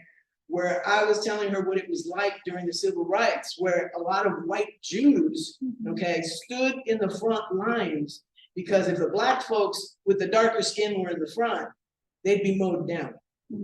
Don't think that in the past things were so easy. They weren't. Okay? If it hadn't been for those people with the light skin standing in the front, they'd have been mowed down. So we need to stand together, and our allies need to stand next to us and stand in front of us sometimes too. Okay? There are tactics from the past that we can rely on, and there are things that we can't. And we need to be smart about that. Okay? I mean, I was talking to some young people in a little organizing group that we have that is growing called Taco Tuesday. And, you know, we were talking about the different things that we can do. And it's like back in the day, we could have sit-ins and we could block off an intersection and get our voices heard. Today, they would probably mow us down. Okay, they could drive right through us. So there are things we can't do and there are things that we can do. But we need our allies to stand with us. And in some cases, like Jasmine said, stand in front of us. Okay, if you really care, if you're really an ally, put some skin in the game. That's what it takes. And young people, look back at your community. How did they get to where they are today? We may not have all the things that we need to have, okay? Because there's a lot of hypocrisy and there's a lot of BS, okay? I mean, who really has equal rights? Let's get real, okay? There's no such thing right now. There may be in the future, and I believe that it can happen, okay? But does it really exist right now? No, there's a lot of hypocrisy, okay? I remember talking to some friends of mine from other countries, and they'd be like, oh, you know, America's so progressive. And they're like, no, it's not. It may look that way on paper, baby, but no, it's not, okay? Things are not really like that. I still know people who may go to rent an apartment, okay, and you call on the phone and you sound white, and yeah, the apartment is available. When you show up, when you get there, see, all of a sudden that apartment, ooh, hey, somebody just took that right before you got it. Okay. Yeah, we're dealing with that and trying to find a new location for our Dania Center. Okay. And it's like, Ashley and I have to show up because we kind of pass, you know, unless they look at us a certain way. And in talking about that as well, you know, you were talking about different countries being black and not being black. Okay. It's the same thing in the States. It depends on what state you're in. Okay. In Louisiana, I don't pass for white. I'm a high yellow boy. Okay. And a lot of people here may not know the term. Okay. But I know it very well. Okay. So it all depends on where you go. Okay. And race is bullshit. I'm sorry. We learned it today. We confirmed it today. I love the fact that you brought that up. Because it is. Okay. There's only one race, human race. Okay. Yeah, That's it. yeah. Jasmine, what were you gonna say? I wanted to talk about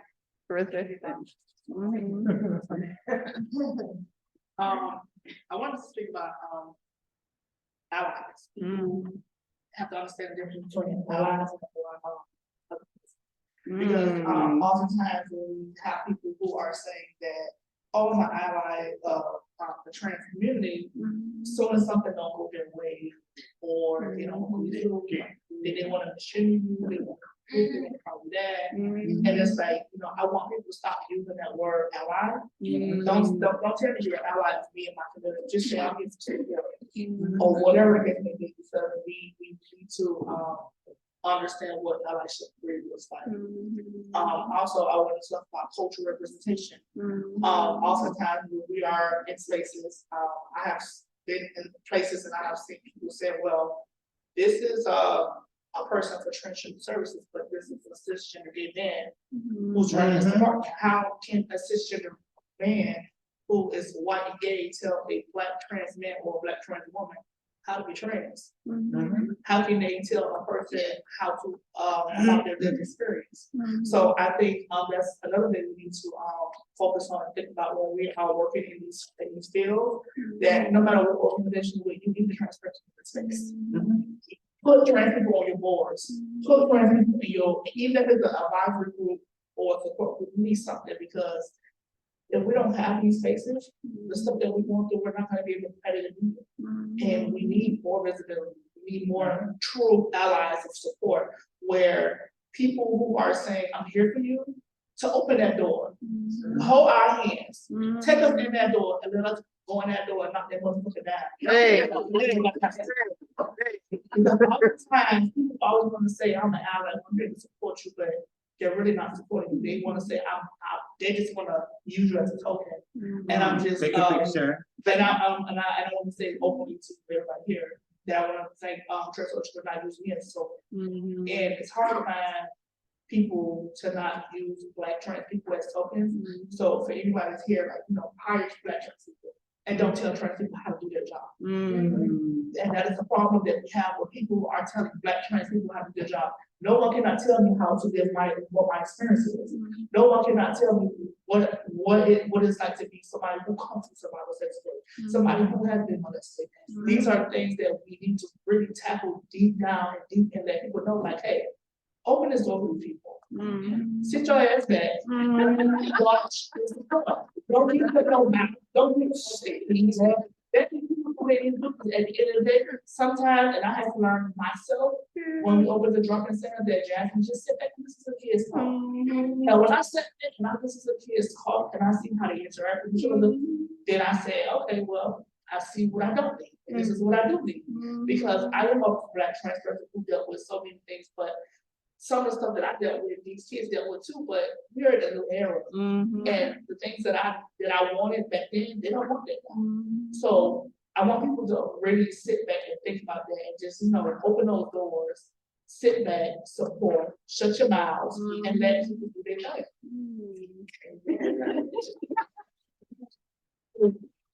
I have one more thing to say, because I don't want it to go by unsaid, and if we keep going, I'm gonna forget it, because I'm old. We didn't mention the lack of trust, okay, as being something that is a barrier, okay? Right now in the state of Florida, we're dealing with these consent forms that trans people need to fill out in order to get care, okay?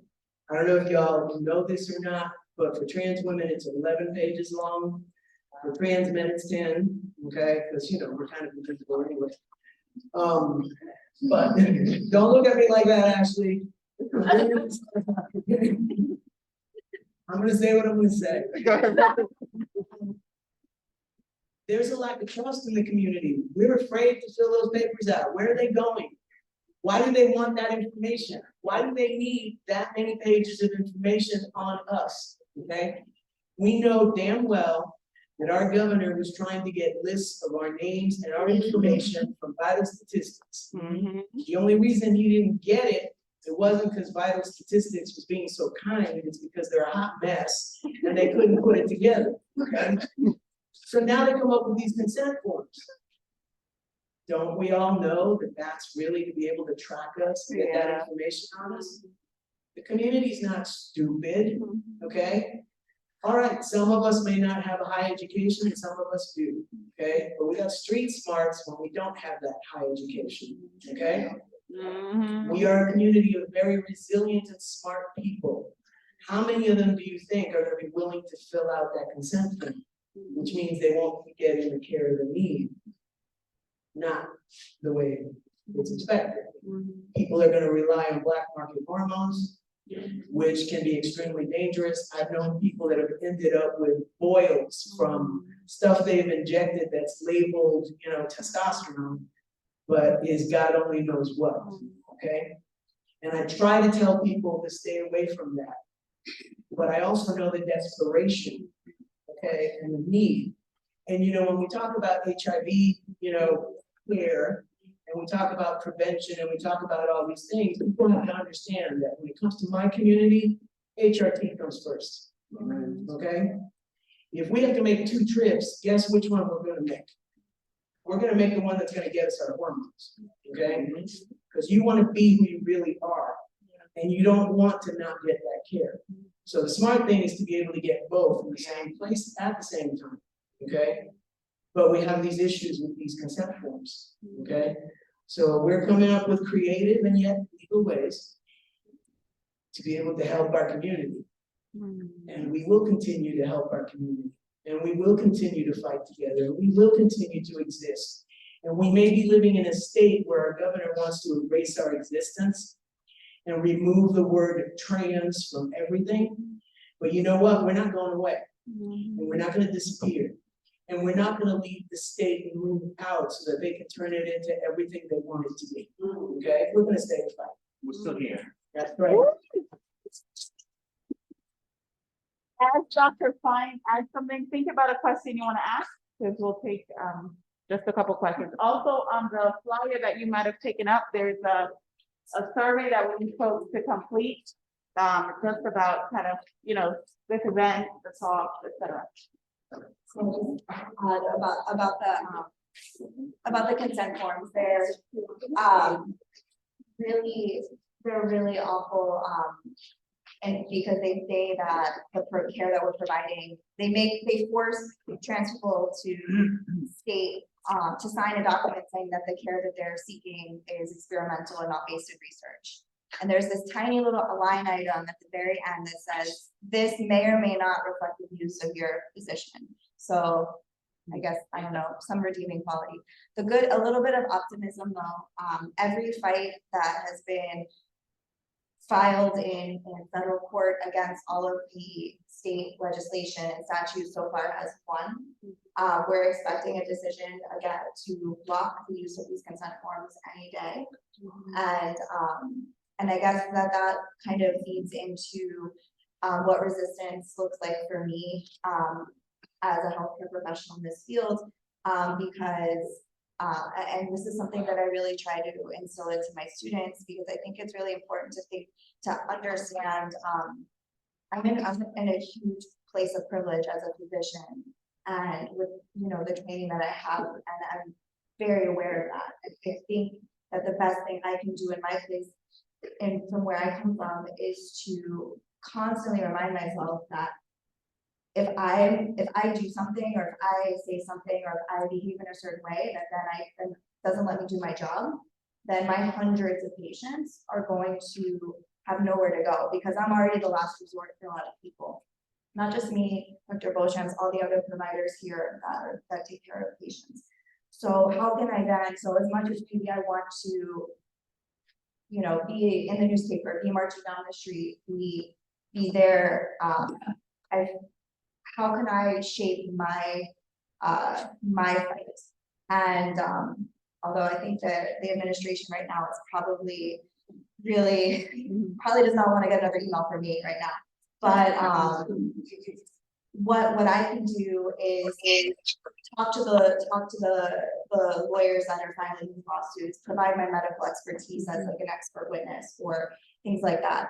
I can just be a resource for my patients. Sometimes it feels like you're not doing anything, but the fact that I have my little epic messenger with my patients, and we like DM every day, and I can answer questions for them about this is what's going on with the laws. No, you're not losing access to your care. You can still come see me. I'm not gonna stop taking care of you. Those are the little things that I can do, and really learning how to use my voice in the best way possible. And I think you said very importantly, sometimes standing in front of the community as being an ally is so important, because I'm so protective of my patients, and they're like my children.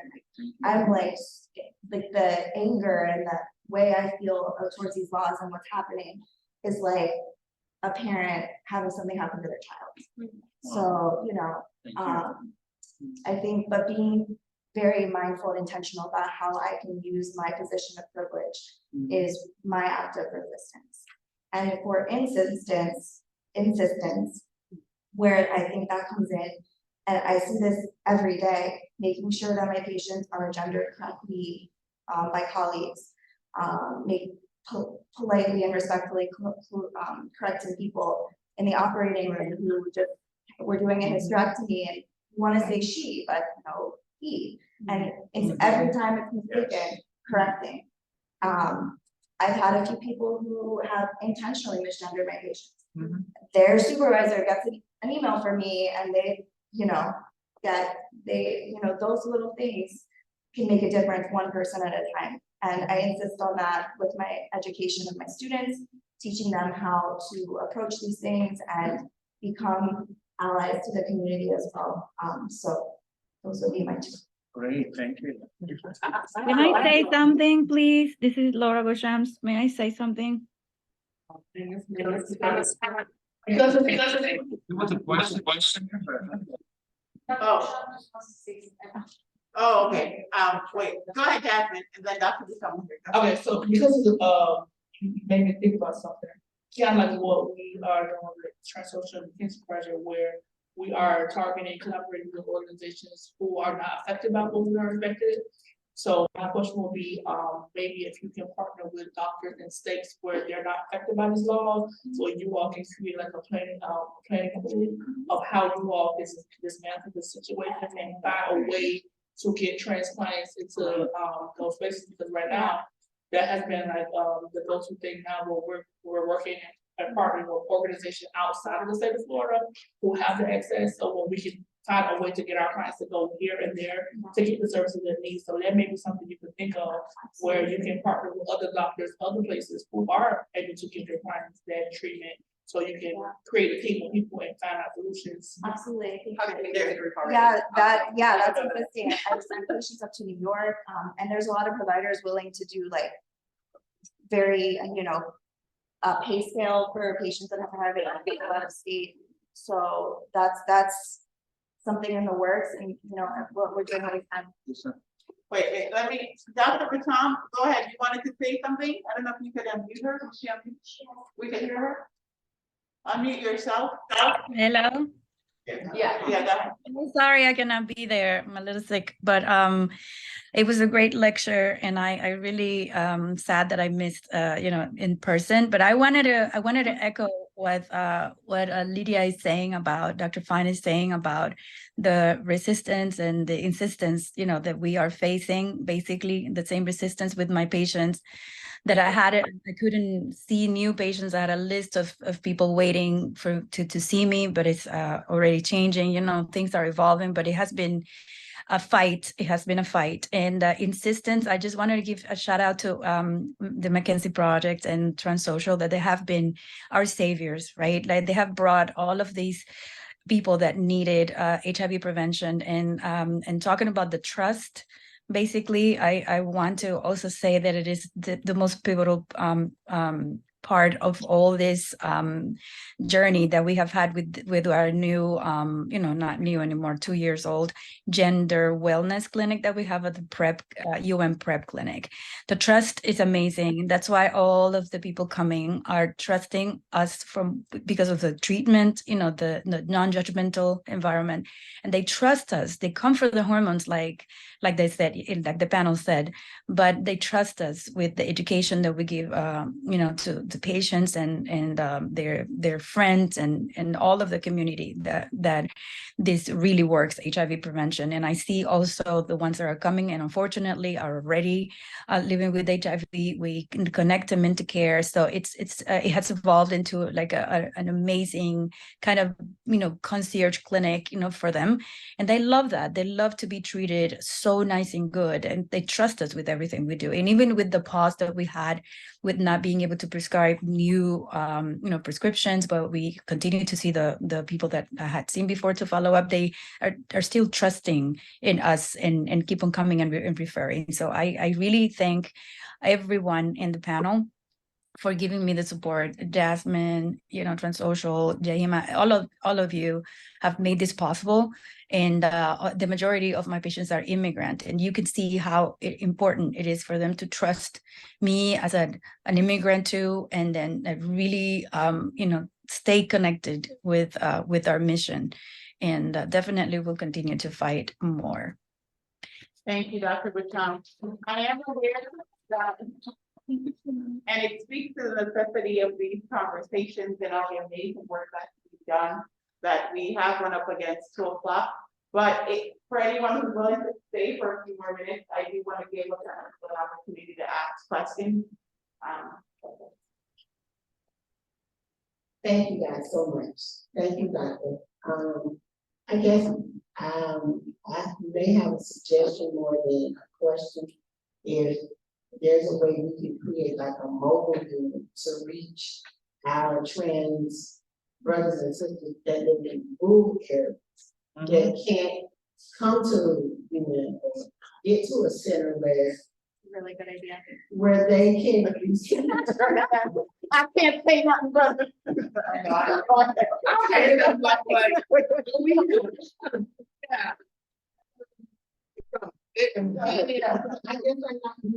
say anything else, but Yeah. Yeah, we always do that.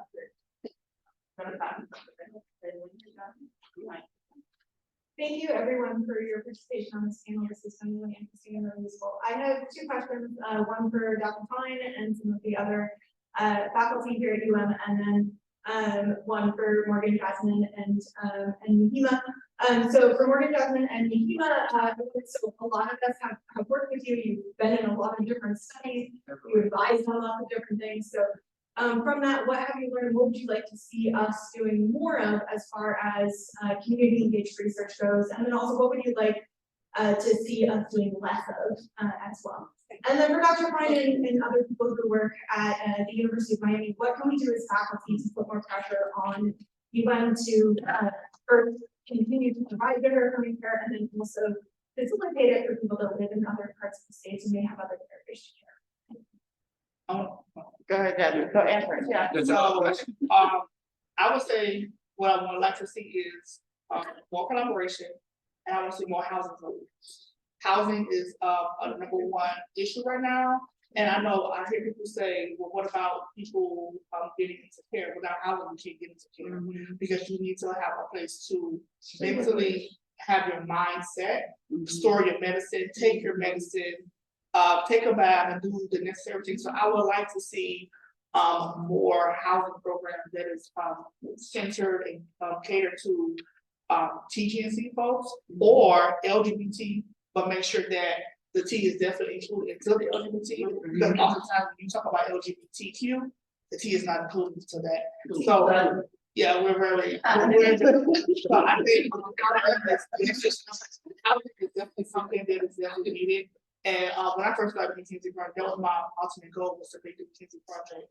I want to call it the house of love, where I wanted to be specifically for housing for trans people. But I knew it was gonna take a long time, so this is my call to do what I'm doing now, where we are working on a housing program called it's called Poteat, which is House of the South, which will be the first housing program in South Florida. It's catered and created by and for trans people. So we have been doing fundraising for that, and we're still working, roll grants and stuff forward. So that's something that we're working on.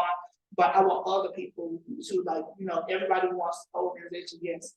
Everybody wants to get mobile units, everybody wants to drop-in centers, everybody wants to get all these different things, but I feel like housing is much needed. And it's sad to say, but when we talk about housing and we send people of trans experience to these programs or LGBTQ to these programs that say we are accepting of your community, there's really no space for us. And right now, maybe from between December to now, I have probably got over 400 plus phone calls of trans people, not just Black, but I'm talking about trans people of all from diverse areas who are saying, hey, Ms. Jasmine, I see you have a housing program, I don't have a housing program. And because of the drop-in space that we have in Daniel Beach, it's set up like a house, so everybody thinks it's a housing program. So I have been getting like calls all types of hours of the night, and then like, oh, I need housing, and it's like, it is ridiculous. And for me, it's really sad to give a client or a person call me a no as an answer. And that has been my thing where I like to have a yes all the time, because that's just who I am.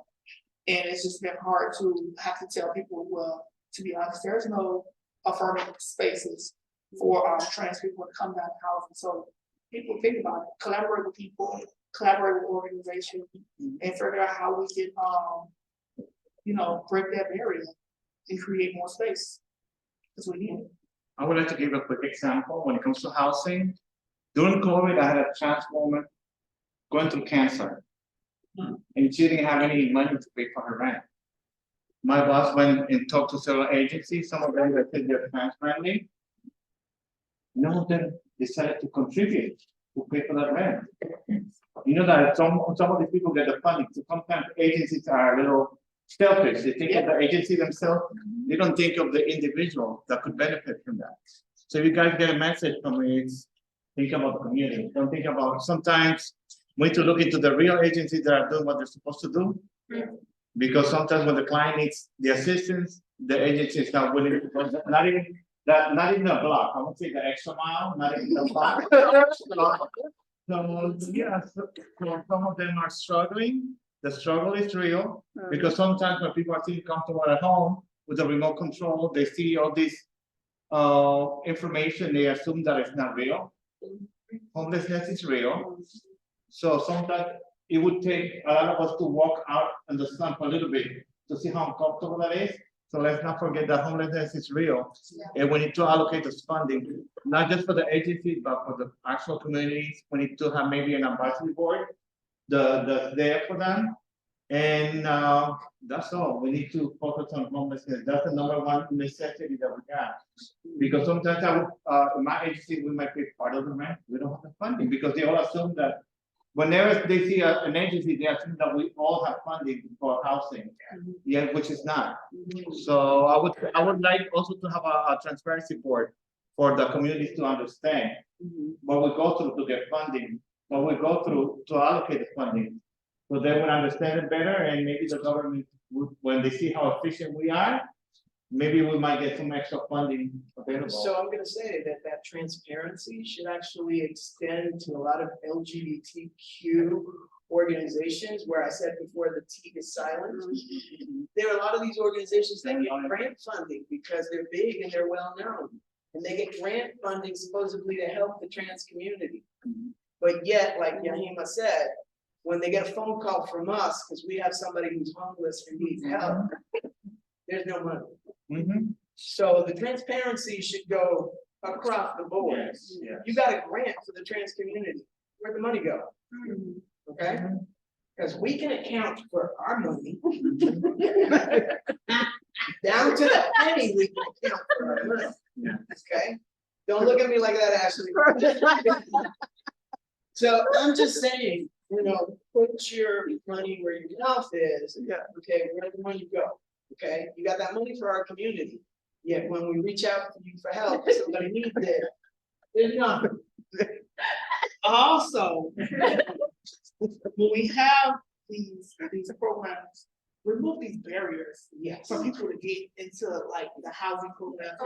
If there's money, like there's you get my money, remove these barriers. Too many barriers. 13 you gotta be pages. this, you gotta be that. 13 pages and information you need to provide when a person is starving on the street in Florida. You know how hot it is out there? Okay? It's not humanly possible for somebody to survive when real field says 109. Okay? Go out there. Feel it for yourself. Find justice. Okay? That doesn't exist. I had a just so you guys know, I had a client that was HIV positive, homeless. It took me a while to get him into the homeless trust, to be put into a shelter. This client had no immigration status, but the kid is HIV positive, going through dialysis 3 times a week. What can you do? I mean, and then, once I was able to get him into the shelter, I had to go visit my client at the shelter themselves, because I'm that kind of person. I went to see him to make sure that he would leave the shelter. Because sometimes people get desperate, you know what it is to be in Camilo's house, bunch of strangers, you're uncomfortable. To make a long story short, after 7 months, I was able to get him into a housing unit.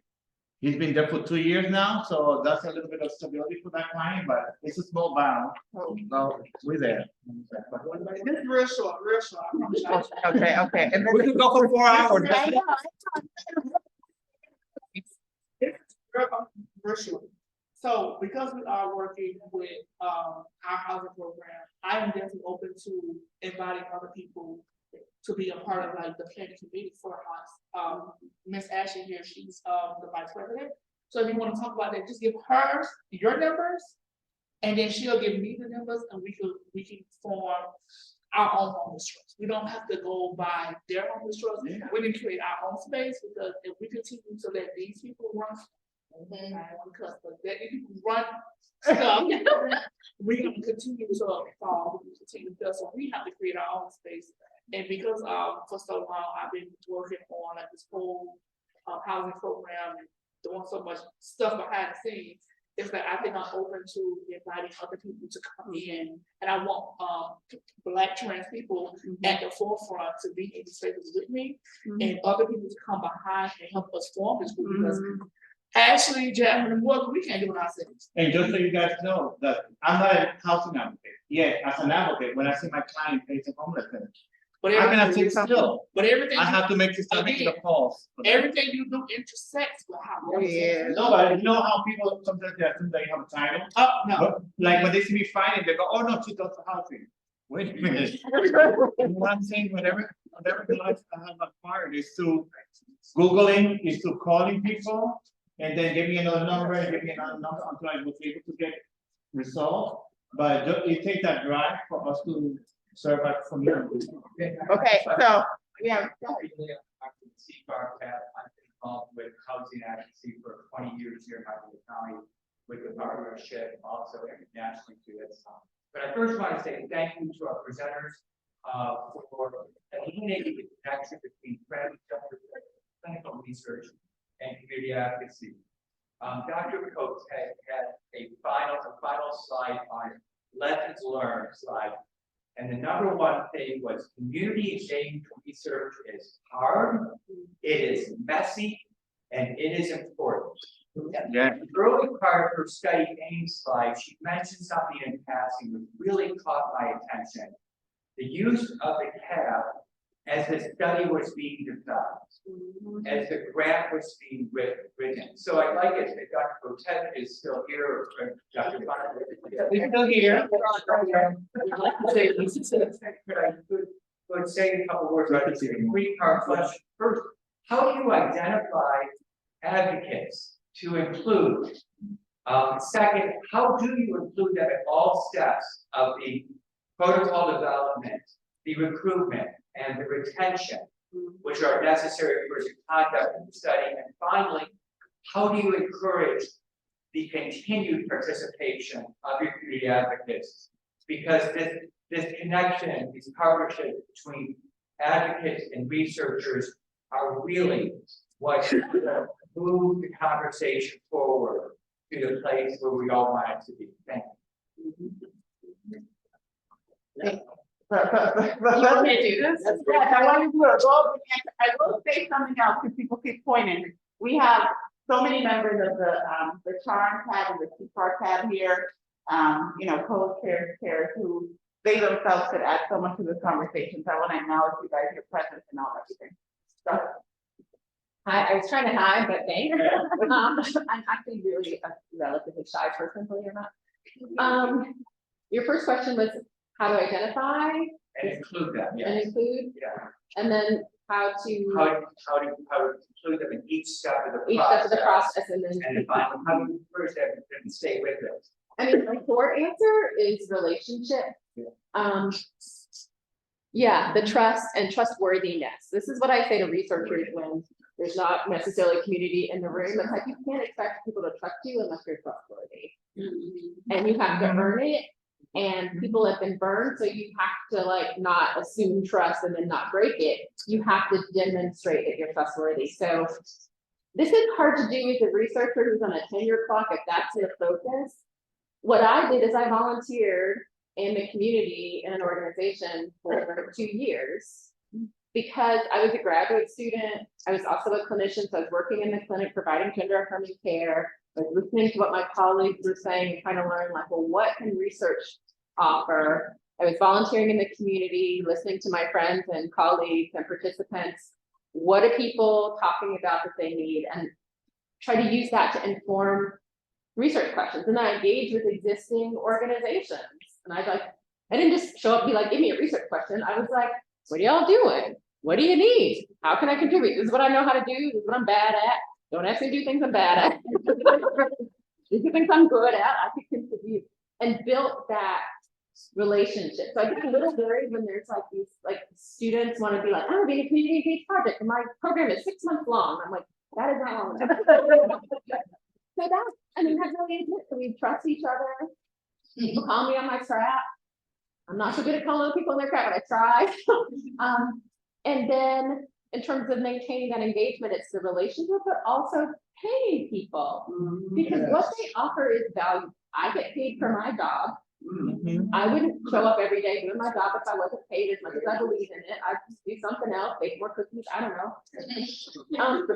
So it's a struggle sometimes to find ways around university systems to try to pay people for what they actually are worth, what they're actually offering you. But I think that is part of that trust building process, like saying in our culture, money tells people how much you value them. And sometimes people are willing to volunteer, they don't need the money or they don't want the money, and that's their option to turn it down. But I'm always going to offer, and if I can't offer, and I would say that up front, like, I don't have any money for this. This is what we're asking for. And then if they say no, I can't do it. It's okay. They can't do it, right? So that's what I've done. I don't know how many other people have had their own journeys to this, but that's how it's worked for me. I don't know.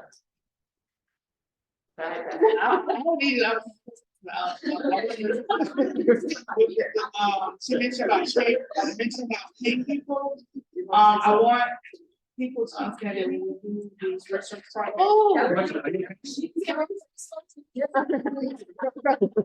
people to know that when we're doing these research projects and all this good stuff, that the $20, $25 gift card, that has to stop, because we have so many people specifically targeting.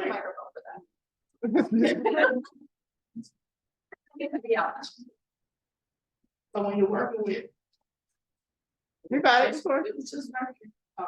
It's not. It's working a little. Keep talking. What I was saying, when you're working with primarily Black trans, we have to really take a step back and dive deep into what they're doing for survival. What are they doing to survive their everyday living?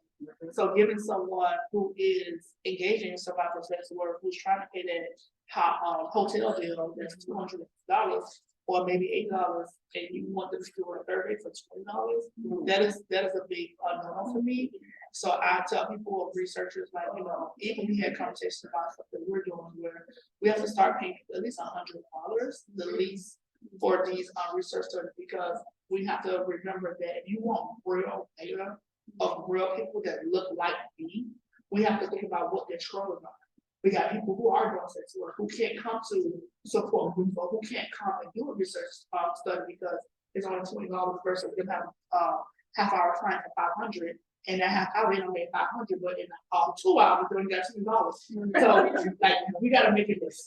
When we're talking about this, even with people who may not be doing sex work, meet people where they at, and understand like, hey, what is it that you need to make sure that we can get you to be a part of this study.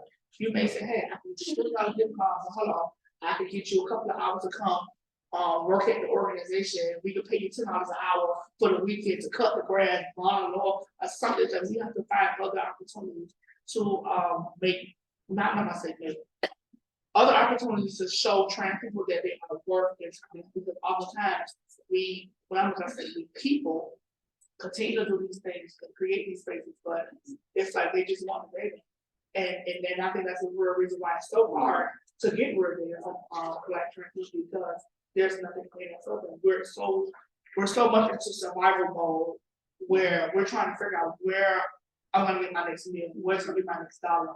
Am I gonna have a hotel room to rent, or am I gonna have my rent paid for this month, or am I gonna have my cell phone paid because, you know, I'm doing FaceTime video, so that's my phone income. These are the things that we have to really sit down and think about when we're doing research. So that's just my 1, 2, 3 cents. I would like to add something real quick. I don't need a microphone. Sometimes people, I've been doing research with different universities since 2016, 2017. That way you get some idea of how much research I've done. And what I noticed that sometimes the trans community gets upset that we see so many research, so many questions, yet no changes for our lives. So that's something that needs to be, keep it real. In other words, if you're coming to use me, might as well, I might get some benefit. Is my situation gonna get any better? My health, my shelter. So we need to also bring a positive change to the community in order for them to keep on contributing to our research. Yes, ma'am? Go ahead, microphone. I have a question when you speak about housing, and I already know, I'm a strong believer in the investing in everything. I believe, you all, just exude this energy that, you know, y'all will make stuff happen. Far as our state and that man. That man. No, it's really, I look at it like this. It's a small thing to a big girl. You know, when you do certain things and you overcome certain things, like stuff that some people will jump off buildings because of. You know what I'm saying? So the stuff that people think it can hinder, it won't last. But my main question is, when you speak of housing, is this, I'm trying, like, is it going to be like a transitional housing? Or is it something mainly, or I'm just a question, as far as permanent housing? Because I think there's a need for housing, right? That's undeniable. There's also the thing about as far as could we really house Miami? You know, I believe that transitional housing is a great thing. And what comes with that is steps into, you know, independence. I'm just trying to see like what's the idea? Like what do you think we need the most? So my idea is $35 billion budget of what I want to do. Right now I don't call it transition, I call it supportive housing, because I want to, because we gotta remember that everybody that trans experience, they don't have the same struggle. Everybody, we may have somebody who say, oh, I need somewhere to stay until I get my next 2 paychecks, and I have a car. So if you have a car and you need somewhere to stay for the next 2 to save up your money, we got a room for you. Then we also have the barrier where people who are only like living with HIV, where you could get rank wide comfort and all that stuff. So it's like, even with that, there's too many barriers for people who are living with to get into housing. So the question is that when we say it's like now we're working on the housing program, how can we get rank white comfort to be a partner, or how they can pay for trans people to come and be a part of the program to help us sustain our programming, so our program can go the long run. That's the second thing. The third thing for me is I call it supportive housing because I want to make sure that we are able to support people to learn how to build their credit, you know, to learn how to get the things that is needed, because we have credit score, we have background checks, we have all these barriers that is in the way of trans people being able to get access to housing. So for HOTS, because of the supportive program, we want to make sure that we got to help these folks decrease those barriers. Let's see how we can get you with your credit score. Let's see how we get these evictions removed. Let's see how we can get these expungements done. Let's see how we get your name change, your gender market. Let's see how we can get all the necessary things that is needed. So when you go into a place and say, hey, Ms. Jasmine, I've been here in house for 8 months. I have a job. I have saved up over $12,000. Guess what? It's actually a runaway, baby. Your credit score is at 650. You got your name change. You got the gender marker, you got all the necessary tools to move into your place. Now, guess what? Now they have to open up the door for that person to get what they need. And inside of the space, we also said we need a janitor. Let's hire somebody who's standing. We need somebody to manage the computer room. Let's hire somebody who is in the space. So we're using our facility, and that's why I say it's a $35 billion mindset, because I want it to be at least 9 to 10 floors high, so we can have all the different spaces, so we can hire people within the housing program to become self-sufficient and flourish. So that's my goal. I don't want to give too much because I don't know everybody in here. That's just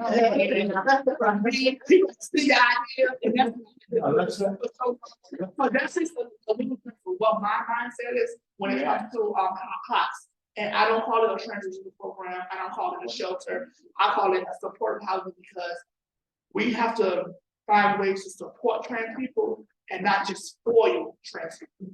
Because a lot of people feel like, because they're so spoiled where they don't have to work for it. No, we have to work for it.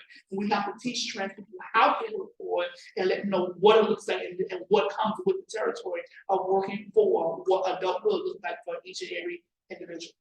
You know what? It's kind of difficult to add something to what you just said, but I'm going to give you an example. Ocon is the housing program for people with AIDS within the state of Florida, right? Ocon, sometimes in order for somebody to get an immediate housing assistance, just so you know, the person has to have a reported income and a way to verify that income. Because I have clients that are HIV fraud. I'm trying to get that Ocon benefit from them. Yeah, but I'm trying to get that benefit and they block it. Because, you don't have a way to report your income. As a transgender woman, we know that it's quite difficult to report our incomes. And that's a part of the process of showing these people, showing people how to report. Because a lot of people, we're not talking about sex work, a lot of people do sex work don't even know that you're counting money. You could be accounting, you're making flyers for your name, you could do graphic design. It's so many different ways that we can get income. Well, because people don't know, because we don't go into these spaces to tell people what they can do. Explore your challenge, right? We're so stuck behind time where because the person is trans and they're doing all this, that's just it. There's no way out. There is a way out. It's a way out of space. But it's like we don't have enough spaces to empower and educate trans people on the different ways to get out of sex work. Yeah, no, I'm with you, but the other side when it comes to public art, something that I'm arguing, it's not that easy. It's not difficult. And now the way it's great to see two trans people that are empowered enough to fight for the community. So I appreciate you all for inviting us. On that, one more. So I do want to say we are going to make a hard stop at 2:30 because I also want to for in between. You should have planned extra hours. Yeah, I know I should have. And this is a great compliment to you. We need to continue to have these conversations and network and do this work. And I want to also allow people to walk out slowly in case you want to exchange numbers or connect with someone before they officially kick us out. Yeah. So just a very quick question. It's referencing what you had mentioned, especially with this trans women, that they'll misgender themselves. I've had that happen to me with my participants quite often, and I don't know how to approach them and like stop in the moment and say, hey, I think you answered this question wrong, because gender can be fluid, but then at the same time, I don't want them to think that in a certain way, or that we're trying to create the data and statistics to represent them in a box that we're forcing them into. So I guess my question to you all is, in your perspective as trans people, how would you prefer someone who's not trans to or do we even have the right to correct someone? For sure. I'm going to give you a brief example. I was doing an intake on somebody that was the Kiva program, a citrus, a child underage, and trans man. The psychiatrist from misgendering the client. But it was so many times so often that before I introduced myself, I said, I would like to apologize if at any point I misgender you. Because that's another thing that you keep on hearing and hearing. Sometimes our brains like reprogram, so we don't make the person know that you're there for them. Yeah. And then another thing is let them know that they could go ahead and report the gender and how they want to be addressed, but we also need to educate them because remember they come from different points of country, different upbringing, because sometimes you could have been brought up in the US, but you grew up within a household where there weren't differences of gender back in the day. So even elders, they misgender themselves. So I have a group of elders, so sometimes it's difficult to have them how do you call it, call themselves in the adequate gender. And that's upsetting to me, yet I have to take it a little bit at a time and educate them, and little by little see progress. And that also goes into stigma and all the other boundaries within the community. So we need to always be there and be mindful, be patient. That's another one. And always have open communication. Thank you. Thank you.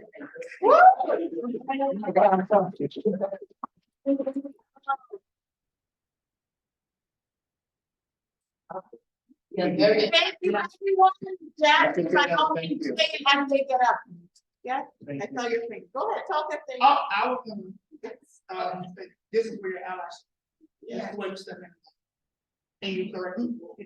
And, like, for me, you probably have a whole phone call, we don't trust no one to Male. So it's very important for me, you to tell me. To ask for what you're worth. And I think another thing where people who are dealing with that, because I have some young trans people, I don't know, young trans, they also have that problem where they mention themselves, I'm like, why are you doing that? And they might, their dysphoria is just bothering them, and they may feel like they're not happy, or they may feel like somebody's chopping their teeth. And in most cases, you can't even, you won't even know that this person is trans, they're so passable, but in their mind, they're so focused on what society is gonna think about this. Imposter syndrome. Yes, there you go, and it's something that we deal with, so we have to have conversations with people to say, hey, you know, let's have these conversations about missionary. Let's go and either partner with other organizations, do something, do trans 101. I call it the first class. I'm going to let's have these sit down dialogue over food, drinks, and games. Yeah. So we can grab their attention and let's talk about it. So that's something to think about. Thank you. Thank you for the Again, please complete the survey if you can. Yes. Even if you don't complete it. And also for the members of the charge meeting, if I could swear, this is Maggie, I know you guys have met her in person, but do stop here with her on your way out. For the charge. Please just scan this QR code at the bottom of this paper, and that's the satisfaction survey. That's gonna be really helpful for us, so. Thank you, Dr. Daniel. Thank you, everyone. Enjoyed it. Let's do it more often.